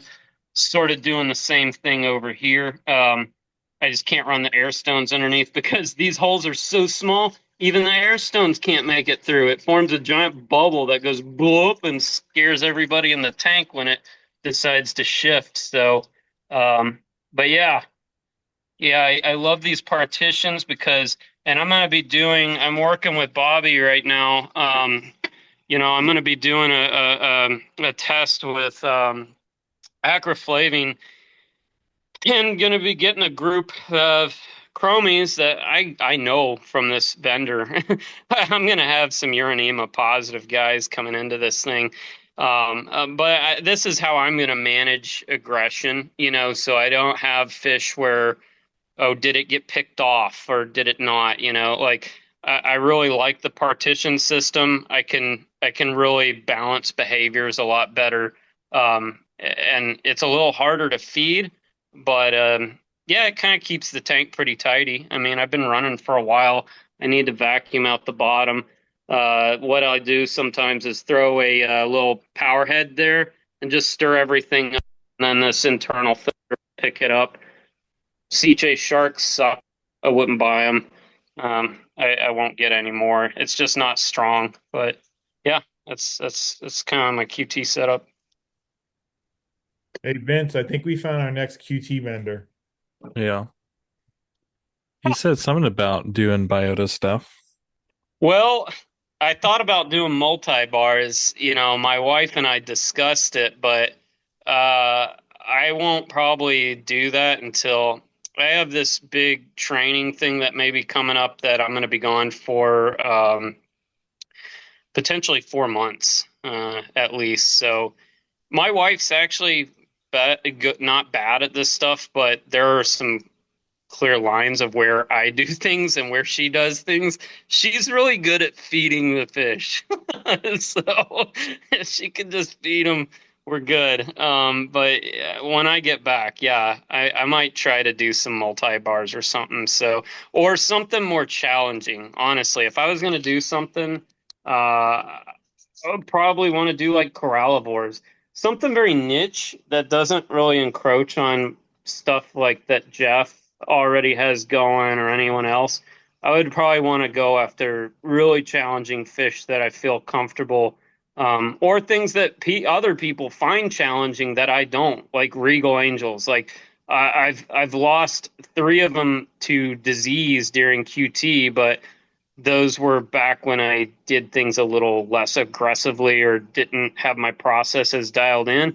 But getting them to eat has never been a problem for me. Tamarin wrasse, Xenopsis leopards, like same kind of thing. So yeah, there's certain fish that I think some people find really challenging that I've just not had those challenges with. So yeah, who knows? Maybe if you guys are open to it and you'll have me, we'll consider it. But I would definitely want to be in a place where I can come through full circle for everybody. So Yeah, it's something that you definitely have to be able to, kind of pour yourself into and, because it's not just quarantining the fish, but then there's the whole shipping and all that. And I'm not trying yeah. to discourage you from doing it because I think you'd be great at it, but I don't know if it would gel with your, like your army schedule with, especially when you have to, go out of town for training or whatnot.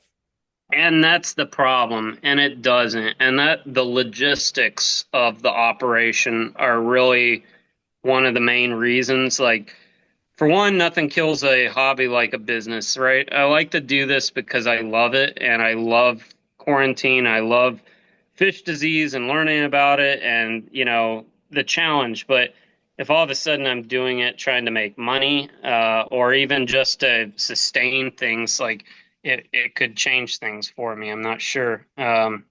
So yeah, I would approach that maybe with a little trepidation. But yeah, the logistics of balancing it with my work schedule um, is something I would definitely have to consider. I work full time. I am a super commuter, so I travel 75 miles each way to work through a major metro area. Um, by no means do I have a short commute, so I work a lot. It's kind of a miracle sometimes that I keep all this stuff juggled. Um, spend way more time on my fish Okay, than I I'm gonna probably. have to bounce for the rest of the night, but it was Yeah, no nice seeing worries. your tank. Thanks. All right, Ben. Yeah, Yeah, you guys have a good night. Yeah. you man. So you said you were going to get some chromis in. Are you testing it out with Rally, or you're actually going to try to dose aclaflavin? So I'm gonna do the acroflavin that was sent to me by what's her name? Everything Is it aquatic, Dana or Dana or Dina, yeah, with everything aquatic. yeah, yeah. She sent me a big huge container of Okay. it. So I want to know, like, when you figure that out, like what dosage you use and all the rest of it, because there seems to be a lot of confusion as to, like, what is the dosage for aclaflavin? I can't, you remember we had this conversation, and I can't like figure that out because, I not that I want to reverse engineer Rally. I don't want to do that. I just want to figure out what concentration of aclaflavin is in that product and then just use that because I really think that's the magic ingredient. I don't think the other thing is doing anything. I don't think the tiny amount of formalin is doing anything. I think it's the aclaflavin. Yeah. yeah, that's I was actually gonna look to you for the starting part. So I guess we'll have to look to Noga. I've got the book. I've got what she's got written on here, but I mean, I think, for us and our purposes, we're probably, speaking frankly, going to be challenging the accepted norms and the threshold of what people dose at, right? Because, I mean, yes, it's a parasiticide, but to what extent is it actually effective on urinema, and do we need to be challenging these fish with higher dosages potentially to get it to actually be effective on them? And I think honestly too, I've really been dragging my feet on it, but I may have to get a microscope so I can do some scrapes and do some sampling. Because that I think that's one of the major limitations with any type of treatment. If you can't establish whether or not you had urinema or not, and you don't have any physical evidence, but besides the gross presentation, we can see the symptoms of the scutociliate damage, but was it Vibrio? Could have been, or was it something else? Could have been, and so I'm probably going to have to break down and get a microscope so I can just see the damn things and know definitively, yes, like scraped it, saw this many, treated, now we're seeing less, even though the fish died, it just went internal. I don't know, but I feel like I'm gonna have to, if we really want to seal the deal on the efficacy of acroflavin as a viable alternative. Um, I think we're gonna have to use microscope analysis. That's me personally, Yeah, but yeah, to know for sure that well, I can tell you this. If a fish has urinema and they're showing the red sores, there's about a 90% chance that there's a secondary bacterial infection there. I mean, the two go hand right, in hand. So then the aclaflavin becomes interesting because, we know that it has some efficacy against fish parasites, but then at the same time, it's an antiseptic. So it should at least help with the bacterial infection. Not to say you shouldn't maybe do something stronger like Cipro or something, but I mean, it at least can help. So, like, I was looking, if you actually go back into your PMs, there's a conversation that I had started. I think I had started with with everything aquatic, and then I brought you and someone else into it. So all the dosages I have on aclaflavin come from Europe because that's where it's most used.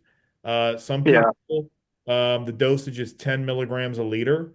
And now one I've got here is, you can add 19.2 grams of aclaflavin neutral powder to 16 ounces of RODI to make a stock solution. And it's 2.5 milliliters per 5 gallons for in-tank treatment, or 5 milliliters so it's 1 milliliter per gallon if doing the 90-minute bath. But there is almost nothing in Noga's book about using aclaflavin. I mean, there's nothing there. Yeah, I think I looked in it and I remembered seeing some stuff. I even think I had it bookmarked here, but yeah, I didn't recall. He had a little bit, and I know you also emailed him if I'm not mistaken, and he was discussing it a little bit. Um, but I think you're right. I think there's just not a lot in here about it. Yeah. Yeah, there's not really a ton of information. It's I don't want to say it's like a novel treatment. It's not, but it's sort of a novel treatment for urinema. It would be, if we could prove that it actually works, you know?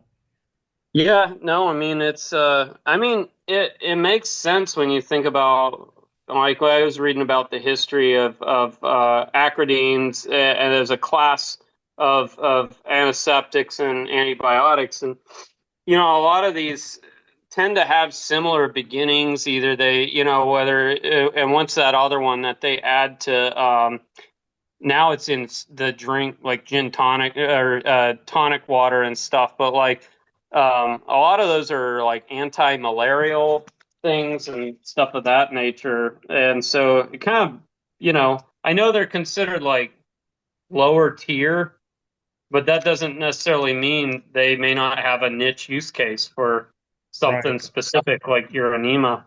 So you know what else I would do if I were you? Reach out to Nick, who owns DX Aquaria. He's the one that's developing those handheld, the test kits for Yeah. Ick and Velvet. I know he was also working on developing one for Uranema. So that may be something the two of you can like kind of collaborate on. And maybe, if you're gonna do skin scrapes, you can confirm Uranema. And then you could also then use his handheld DNA test kit to kind of double check it, because I'm trying to do more experimentation, but man, until we get this house bought, I am just it's Yeah, yeah. I'm right there with you, brother. That's why I told you guys like I can't even start that one. I've got all those guys in the system right now, and I don't want to fire up my 110 or even any of the smaller ones. I'll probably use that 40. That'd be perfect for a group of chromies to run it the way I want to. Yeah. But I just need the time, end to end, and I for something like that, I can't have anything. I'm such a particular type of person with something like that.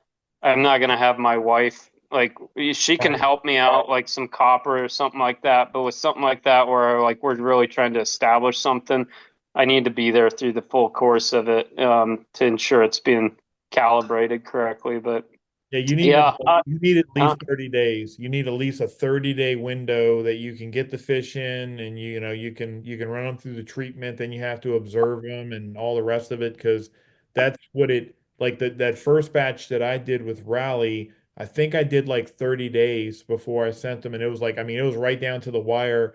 Like my wife's like, we're leaving to go to Florida in like less than a week, right? And I'm like, yes, I'm getting the fish out. yeah. Yeah. Yeah, no, I've been there.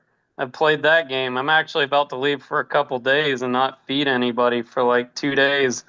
And I'm like really worried because these guys eat like monsters and they get really pissed when they don't eat. So Yeah. I'm like really like dreading it. Like I'm probably not even gonna put up a camera because I don't want to see how mean they're gonna get to each other. But Turn the yeah, lights I need off. to be there. Yeah, What's that? yeah. Like when I would do that, if I had fish that like I wasn't going to feed them for a few days, and I was worried about aggression, just turn the lights off. And they'll That's not mostly a bad idea. just turn off. I mean, you You're don't have pearls to worry about, so just turn off the lights. Yeah. Yeah. No, you're right. You are absolutely right. Because I do that when I'm introducing fish. So yeah, that's a good idea. I'll do that. I'll do that. Okay. Well, does anyone else have any? I mean, we don't have a whole lot of people left, but I mean, come on. I mean, anybody else got any questions? I'll shut up. I'll put myself on mute. Go ahead. Somebody else ask a question. I just enjoyed watching all of those fish. I've got some of the same fish. I know exactly where you're coming from about aggression. And you've done a great job putting together a community of fish that shouldn't be all that compatible. Yeah, I like to think though it's always an evolving landscape, like any reef, any tank, it's only a snapshot in time. And while this is working right now, this could burn in flames. All it takes is one tang to go crazy overnight or something, so I'm always very watchful for when that happens, but I appreciate it. Yeah, that's been Yeah, I've really tried to push the boundary a little bit intentionally and maybe a little bit irresponsibly, but I feel like I've managed to get there without too many cuts. And yeah, any fish that have died along the way, it's not usually, they've all been through QT. Usually the parasites taking them out before I get the right treatment on them or something, because I've tried to stage things, but not aggression. Usually I'm able to catch the aggression early enough, and I have two different tanks where if I see a fish in here and it's getting bullied, like, I don't think for a second. I'll snatch him up and he's going to the other tank. And a couple of the guys have been even more than once. They've had more than one trip, be in that tank for a couple months and then moved back. Like, I have a couple residents in here I've had to move around to keep the balance and the peace and the dynamics where I think they need to be. But yeah. It's a game of chess, yeah, almost. yeah. And just even as you were speaking just there, the yellow kind of went off on the raccoon. Uh, Yeah, he hates him. He hates him so bad. it's another billboard shaped fish that's yellow. Yep. Yeah, if they're laterally compressed, they just don't like them. But yeah, especially if they're the same color. And that yellow tang, he's such a butthole. If it wasn't that fox or the raccoon, it'd be somebody else. He used to be so mean to this purple tang, and that purple tang is the nicest fish in the world. And bother nobody except the Scopus. I've got a Scopus down here, Yeah, and those two will just, some days I'll walk in and they are just going circles around the rock, and this thing will go on for hours. Like, I'm like, this is going to end in death, but I never see anything more than a few split fins on the back or anything like that, so it never gets too out of hand. But this purple tang, one of the friendliest fish in this whole tank. He doesn't bother anybody. He's got a swim bladder issue too. You can see he swims like yeah. like, I don't know why. That was a Petco captive bred. I don't know where they get their captive breds from, but we ordered him through Petco. They were running a sale like a year or two, no, 2 years. I don't remember. So we got him, $150 or something like that. But yeah, super nice fish. Just him and the Scopus tear in. Scopus is a butthole too. Those things are mean. Like, they're not very nice tangs. Actually, I think pound for pound, I think the Scopus is probably the meanest one we have. But he's sort of chilled out, so I'm maybe eating my words. But yeah, Scopus have something wrong with their brain or something. They're mean fish. If you So want to see a mean tang, get a clown or so hard. a coho. Oh my God. Those things will attack you. They'll actually, like, when you put your arm in there, they'll come over and try to stick your hand or your arm. Wow. Who did you say, the clown or Sohal? Both of them. I've had problems with. Yeah, Yeah. Both of yeah, the sort of teardrop lunate tail. yeah. And you'll probably notice I don't have any of the Acanthus, in here. So I think the hippo is what Paracanthus or whatever, similarly related, but I don't have powder brown. I don't even like the tangs I got. I don't even like the zebra somas. So I definitely don't want more aggressive ones. They just disrupt the flow of the tank that's otherwise moderately, mostly peaceful. So I love the Sohals. They're beautiful, but I've just read too many stories about, even though they might be fine for a while, people just wake up one day and the thing has just gone on a killing spree overnight and just taken out like fox faces that don't bother anybody and any number of things. So I won't do it. Not unless I have a dedicated tank for that. So, So you have a whitetail in there, right? I think I saw. yep, So yep. I've had problems with those too, with those turning kind of like getting not when they get big. I mean, they're fine when they're juveniles, but once they get like really large, I've had real big problems with those, turning very aggressive. Really? Yeah. That's what I was telling what's her name earlier. That whitetail's a good example. I had him in that other tank as a grow out, and he was kind of mean over there. But over here, he doesn't bother anybody. In fact, he's basically invisible. He just goes around, does his thing. So it's probably one of those things that I don't know. Maybe as he gets bigger, he'll get more boisterous. But at least for him, the size of the tank really dictated his behavior and his disposition. He Yeah. was a bully over there, and that's why I moved him. I liked him over there. He's a good worker. He just does that all day long. I mean, he kept any algae mowed down better than the fox face. But yeah, he was just a little too mean for those inhabitants over there. He'd whack the marine beta out of nowhere sometimes. Like marine beta's not bothering anybody. So I was like, no, I'm not putting up with that anymore. Not for a tank. You said that the scribbled is a female. You ever think about getting Yeah. a male? Well, it was when we bought it. At least my wife said so. It's actually my wife's fish. I think it's still a female. It maybe have changed to a male, and I just haven't really looked at it that carefully to see if the markings changed. I know there's some in here like the Lamarck that I think might be transitioning to a male. Yeah, I don't know. I think it's still a female. Did you see something on it that suggested it might be changed to a male or changing to a male? I didn't really get a close enough look of them. I had a pair before. That's why I asked. I had a pair of scribbled in a tank, and it was really cool. They were like that was a really cool couple, you know. Yeah, that fish survived an interesting story. I had a heater that I had a temporary tank set up, an observation tank of all things. It had finished QT. And not only had it finished QT, it had finished QT with uranema positive tank mates that died of uranema, other angels and butterflies in the tank. So that thing had survived, in a lot of ways, because I lost a lot of stuff to uranema in that batch. That thing made it to observation, and I stupidly put, it was why we gotta sometimes be really careful. We take it for granted and we forget heaters, all kinds of stuff like left on it, the smallest thoughtless mistake, or you have to almost treat anybody else that's working with the tank like almost like an employee, like a liability, thinking ahead, like what can go wrong, what can go wrong. I had this dumb setup and a piece of plastic fell into the tank and fell into the heater and started melting.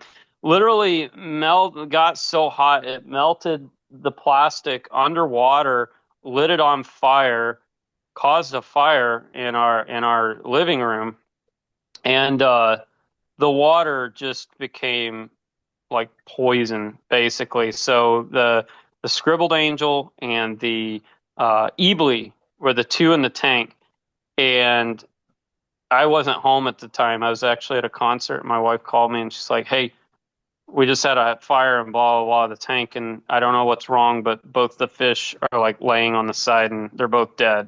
And I'm like, "Oh my gosh!" And she calls me back. She's like, "Well, they're not actually dead. They're just like but barely breathing, and the water is like smells like fire, like smoke, like burnt plastic." They hadn't finished their observation, but I was just like, just immediately, I'm just throw them in the tank. So she tossed them in the sump, and we hit them. I hit them with some methylene blue when I got back home, and they bounced back. So those are two surviving fish. Angels are. I've learned that about angels. Angels are a lot tougher than most other fish. They're very resilient.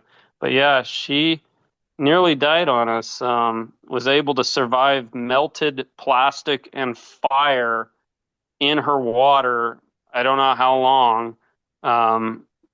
At death's door, and came back. And this was when she was like, tiny, tiny little fish, smaller than the Singapore. Um, Survived that whole ordeal. So they're pretty tough fish.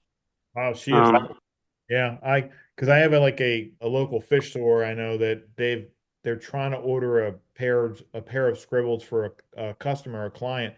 They've probably been through like 4 or 5 of them pairs, and like yeah. they just keep killing them. And I mean, I don't know what in the world's going wrong.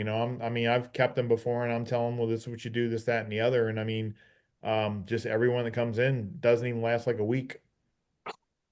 I didn't find it to be a challenging fish. Now, granted, I don't like to make blanket statements if I've only done a one, because sometimes you get that one random fish that just does really great, like, um, but I thought it was an easy angel, just being honest with you. I thought it took the food super fast, always had the weirdest personality. It would come up to the glass in QT, I had this thing for like 2 days, and it's like a puppy dog coming up like a puffer fish and wanting food, and a tiny little, so my experience was super positive. Maybe we just got really lucky, but I think a lot of people right now are losing angels, particularly to Uranema. I mean, I know we've all thought like, oh, Chromis, Chromis, Chromis, but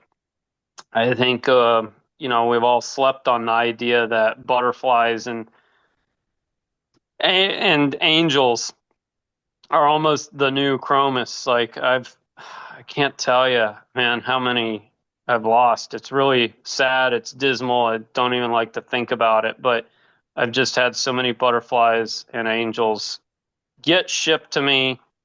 I'll formalin dip them. I'll even be running in tank, 1 milliliter per 10 gallons formalin dosed every 24 hours and copper, and still will just present freaking sores, scuticilia, like just lateral red band going down the side, lifting the scales, all the everything. And I mean, could it be other things? Sure. I haven't done skin scrapes to validate it, but I mean, the presentation all but makes sense for those cases, I think. And I've Yeah. lost it. So, So kind of interesting you say because you said that and you just triggered a memory. So okay, so how angels and butterflies are becoming more prone, we'll say, to uranema or whatever. So this is way back in the day. There was a guy, I don't even remember his username. There was a guy on Reef Central, and he was like the butterfly guru. Like if you needed to know how to keep or quarantine a butterfly fish, I mean, he was the guy you talked to. I don't remember his username, but anyway one of his big things that he did is he used to talk about getting because he would get them direct from overseas, and he would talk about the butterflies would come in with red sores, and he always just assumed it was like bacterial infections like Vibrio or whatever. And what he would always do, whether they showed red sores or not, he would always give them NFG baths. He would always hmm, give them like NFG baths, and here we go. NFG contains nitrofurazone, which is one of my other yeah. little things I'd like to experiment with. So that just might be something to keep, to think about in the future, maybe even doing experimentation with NFG. Because I mean that's easy to just kind of dose it in a quarantine tank every 24 hours and I don't know, maybe it'd be worth trying out. Maybe that's another one that can be used on uranema because maybe those butterflies that he thought had Vibrio, maybe they actually had uranema. Well, I also I wonder think, how often it's a secondary infection. right? Like I've seen a lot coming in with like flukes and internal worms, and then also sort of showing these red spots right before they die, right? And oftentimes it's secondary infections either to the flukes or something else that's going on, right? And you wonder how often these are just opportunists taking advantage of something else that's going on, right? So those go hand in hand. I mean, if you read any of the white papers on scutociliatosis, it almost unequivocally is accompanied by a secondary bacterial infection, which tends to also be Vibrio. So it's a kind of a cart before the horse type situation a lot of the times. Yes, you can have just the bacteria alone, but when you have the internal histophagic activity where the parasite's actually consuming the fish from the inside and working its way out until it ruptures. And then once it ruptures, the fish can still live. It depends on what has been consumed. If they haven't gotten into the central nervous system, we know these things like to go after the brain and things like that.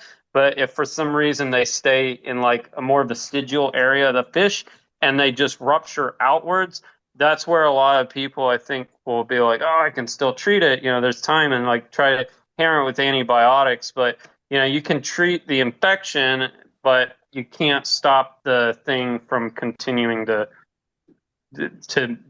do its activity inside the fish. But yes, they do both go hand in hand, almost unequivocally, unless it's strictly internal urinema, which happens. Like San Francisco, there's a white paper on these sharks that were washing up, and they weren't showing any external presentation, none whatsoever. No sores, no scutociliatosis, but they were all on histopathic analysis of the brain samples.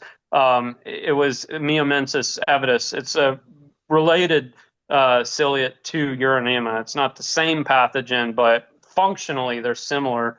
There's quite a few of them, but yeah, they were just literally eating the brain. It's almost like the ones in people, like that people go swimming in freshwater lakes and they get that amoeba in the brain, and it's a 99% kill rate, which kind of brings up an interesting point.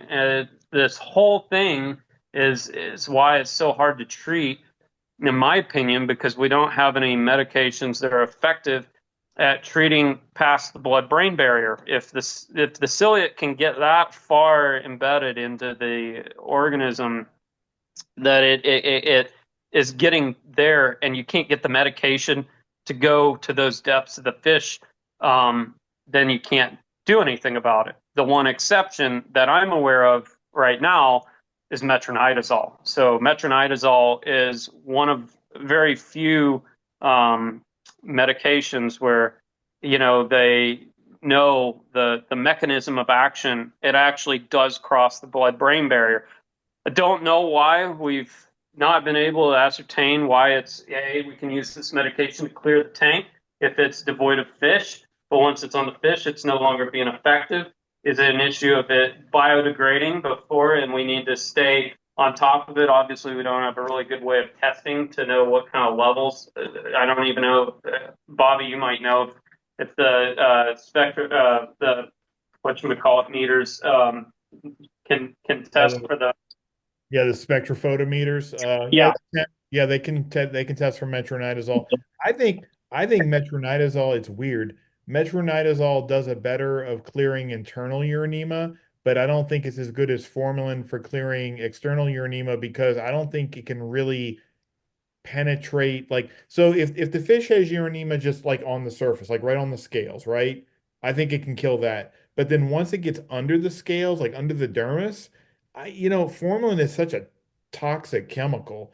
I think formalin is just more adept at actually like kind of penetrating through the different layers of the fish to kill the urinema parasites that are actually under the scales. I think metronidazole just can't do that. So it's Yeah. almost like it's almost kind of like what you need to do is you need to food soak metronidazole, or maybe dose metronidazole in conjunction with urinema. I'm sorry, in conjunction with formalin, and then maybe you're covering it both ways, because then you've got the the strong chemical in there that's best at treating external urinema, and you're mixing it with the chemical that's best at, treating the fish internally. If that makes sense. But it's yeah, urinema is such a nightmare. Like you said, it's especially when the fish has internal urinema. I mean, I've actually seen it come out on feces. I've actually seen urinema eat its way from the inside out. And it's like, what the hell do you do about that? I mean, that it almost kind of it's getting to the point where we're facing something that's almost impossible to beat, in some circumstances. Like Alien 3. Yeah, it's crazy. I mean, this is nuts, right? I mean, Well, you know, you, you mentioned earlier NFG, which is interesting. I don't think he's using NFG. I think he's just using nitrofurazone, but I know Elliot Lim is using nitrofurazone as part of his prophylactic quarantine. So yep. I mean, that's interesting. You mentioned that guy about the butterfly and stuff, and to I don't know who made the comment earlier about the secondary bacterial infection. I think that's always something.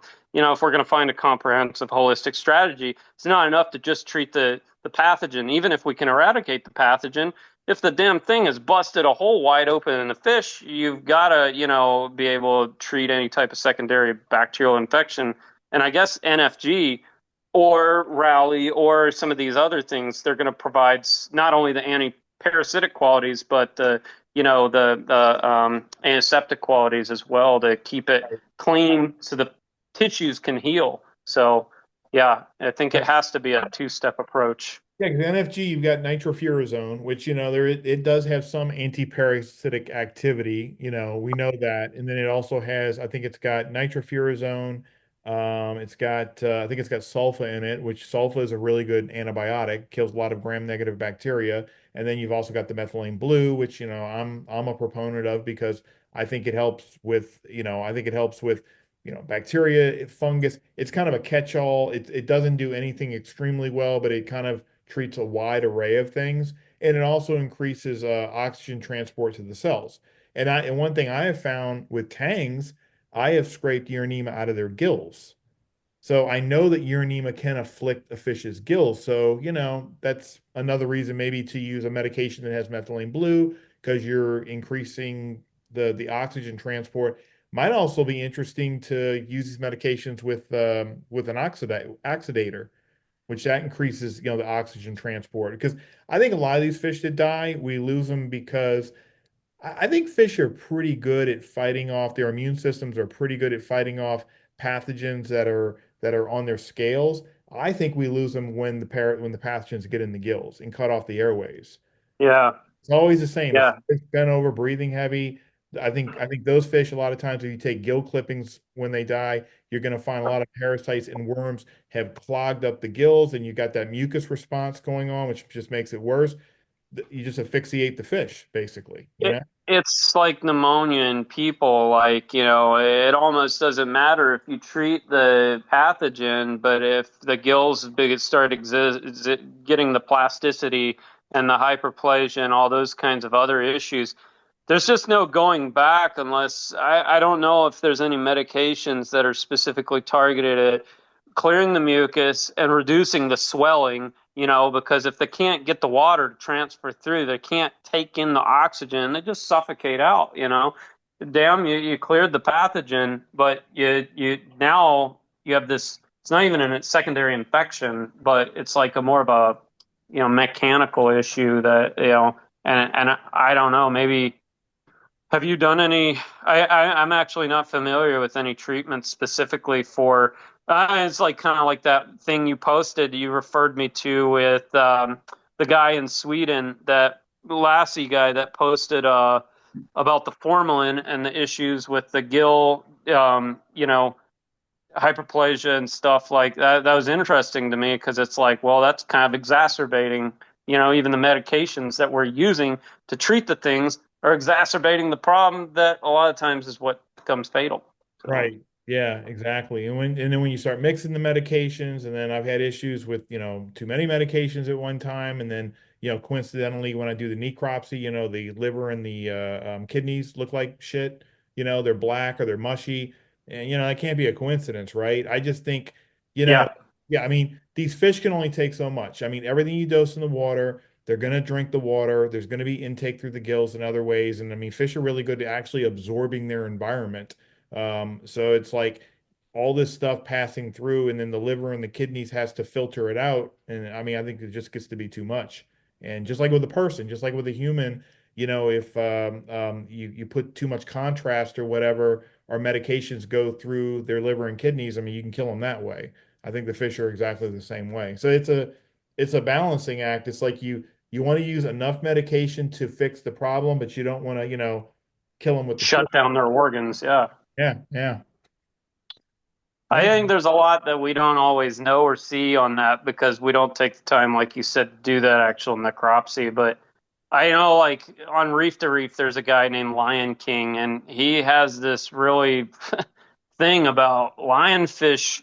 Just under no circumstance, he says, can tolerate copper. Not because they can't make it through the treatment, but he claims he's done hundreds of necropsies on lionfish specifically, and he said even just one day, like if it's in any amount of copper, he says the kidneys just shrink and shrivel and turn black. And so I Yeah. don't know what it is with he I don't know if he's stretching, but he said essentially the same goes for any of the larger carnivorous, the like the eels, the I think even the elasma branches and stuff are the same way, which we know, right? There's some obvious issues with the elasma branches not handling copper. I've never personally, I'm not putting any in my tank, and I don't have any experience with them, but I've done enough reading on it. There's probably a lot of contradictions with,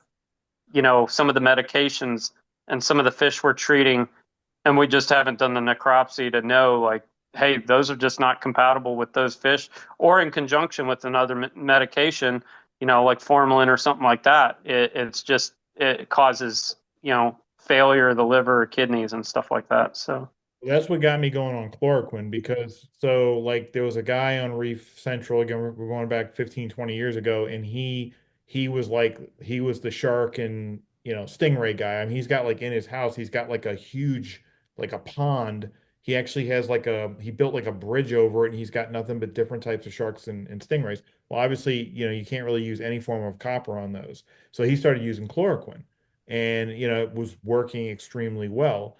And so, I got talking to him, and I'm like, well, if this is really working well for sharks and rays, why can't we try it on other just fish, just regular fish, other, ornamental fish? And I'm like, well, it works for most species. And I had like for years, I was using chloroquine.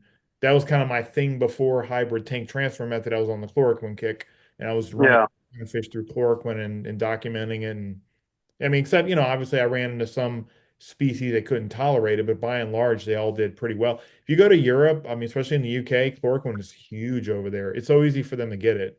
A lot of people in the UK use chloroquine, and it actually does an amazing job on your. So here's another one. It does an amazing job on your anemia, and I can tell you that because for when I was running Humble Fish Aquatics for like 3 years, half of my tanks were copper, half of my QTs were chloroquine. And in every single batch of fish, I always got chromis. I get like 60 or 70 at a time from all kind of different sources. And in 3 years, I never saw urinema ever, not one time in 3 years. I mean, that can't just be a coincidence. But the chromis in particular always went to the chloroquine tanks. I never would mess around with copper with those. They went right into the chloroquine tanks, and they got ran through that. And they were like a great little filler fish for me because people would order all kind of stuff, and I'm like, they're trying to round out an order, and I'm like, well, you want some chromis, and I sold them for like $10 or something. And they were like, oh yeah, yeah, let's throw some chromis in the bag. Never, never saw urinema. So I know chloroquine works on urinema. I know it has to.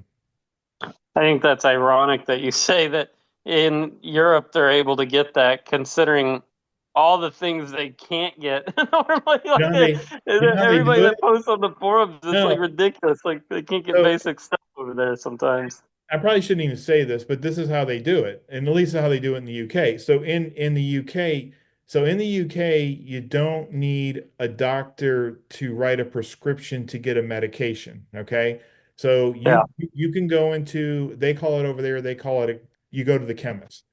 And basically you talk to the pharmacist and you tell him your symptoms or whatever your situation is, and he right there on the spot, if it's simple enough, it will diagnose what you have and will basically give you the medication, right? So they game the system. I probably shouldn't say this.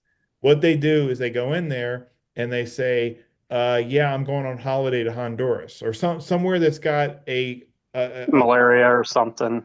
and they're like, well, you need to start taking this stuff before you go, and then they get it and they use it on their fish tank. That's how they get it. Yeah, the availability and the inconsistency is sort of a topic unto itself. I mean, I went to Thailand, not but a little over a year and some change ago, and I was able to load up on Cipro and amoxicillin, all kinds of stuff over the counter, just for sale in like a Thailand, Walgreens, and cheap too. Oh my gosh, like I don't remember. It was like $5, and I got like a ton of 500 milligram tablets of Cipro, and you can't even get the stuff, or you gotta like feel like you're some backdoor drug dealer at the LFS. Like, hey man, you got any of that Cipro? Like, There's a guy on there's a ridiculous. guy in the chat. Like, I guess this the guy that said he was going to join from Israel. D. He says, "Yep, that's how I got Cipro in Israel." Yeah, yeah, it's really wild. Like, there's no consistency with some of this stuff.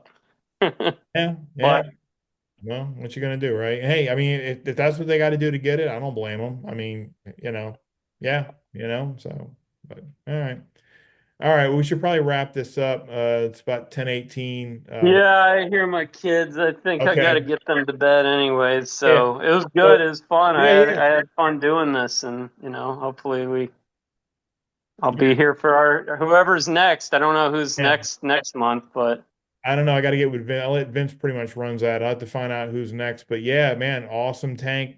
Thank you for yeah, just thank you for sharing that with us and just all the information and everything. I mean, this is great. And man, look, thank you so much for helping out on the forum. I mean, you sure, yeah. you're like a godsend, man, because sometimes I'm really busy. I log in the forum. All I got to do is like, yep, I like everything that you post. And I'm like, you've answered all the questions for me and boom, I can go like today I had to pressure wash my house. I'm like, okay, I'm gonna go outside and pressure wash the house now. So yeah, thank you so much. No problem. Thank you. I learned from the best, so And Hey, thank you you know guys what? all for I learned from somebody else, so it's just passing the knowledge on down the line. Is all. Sure. Yep.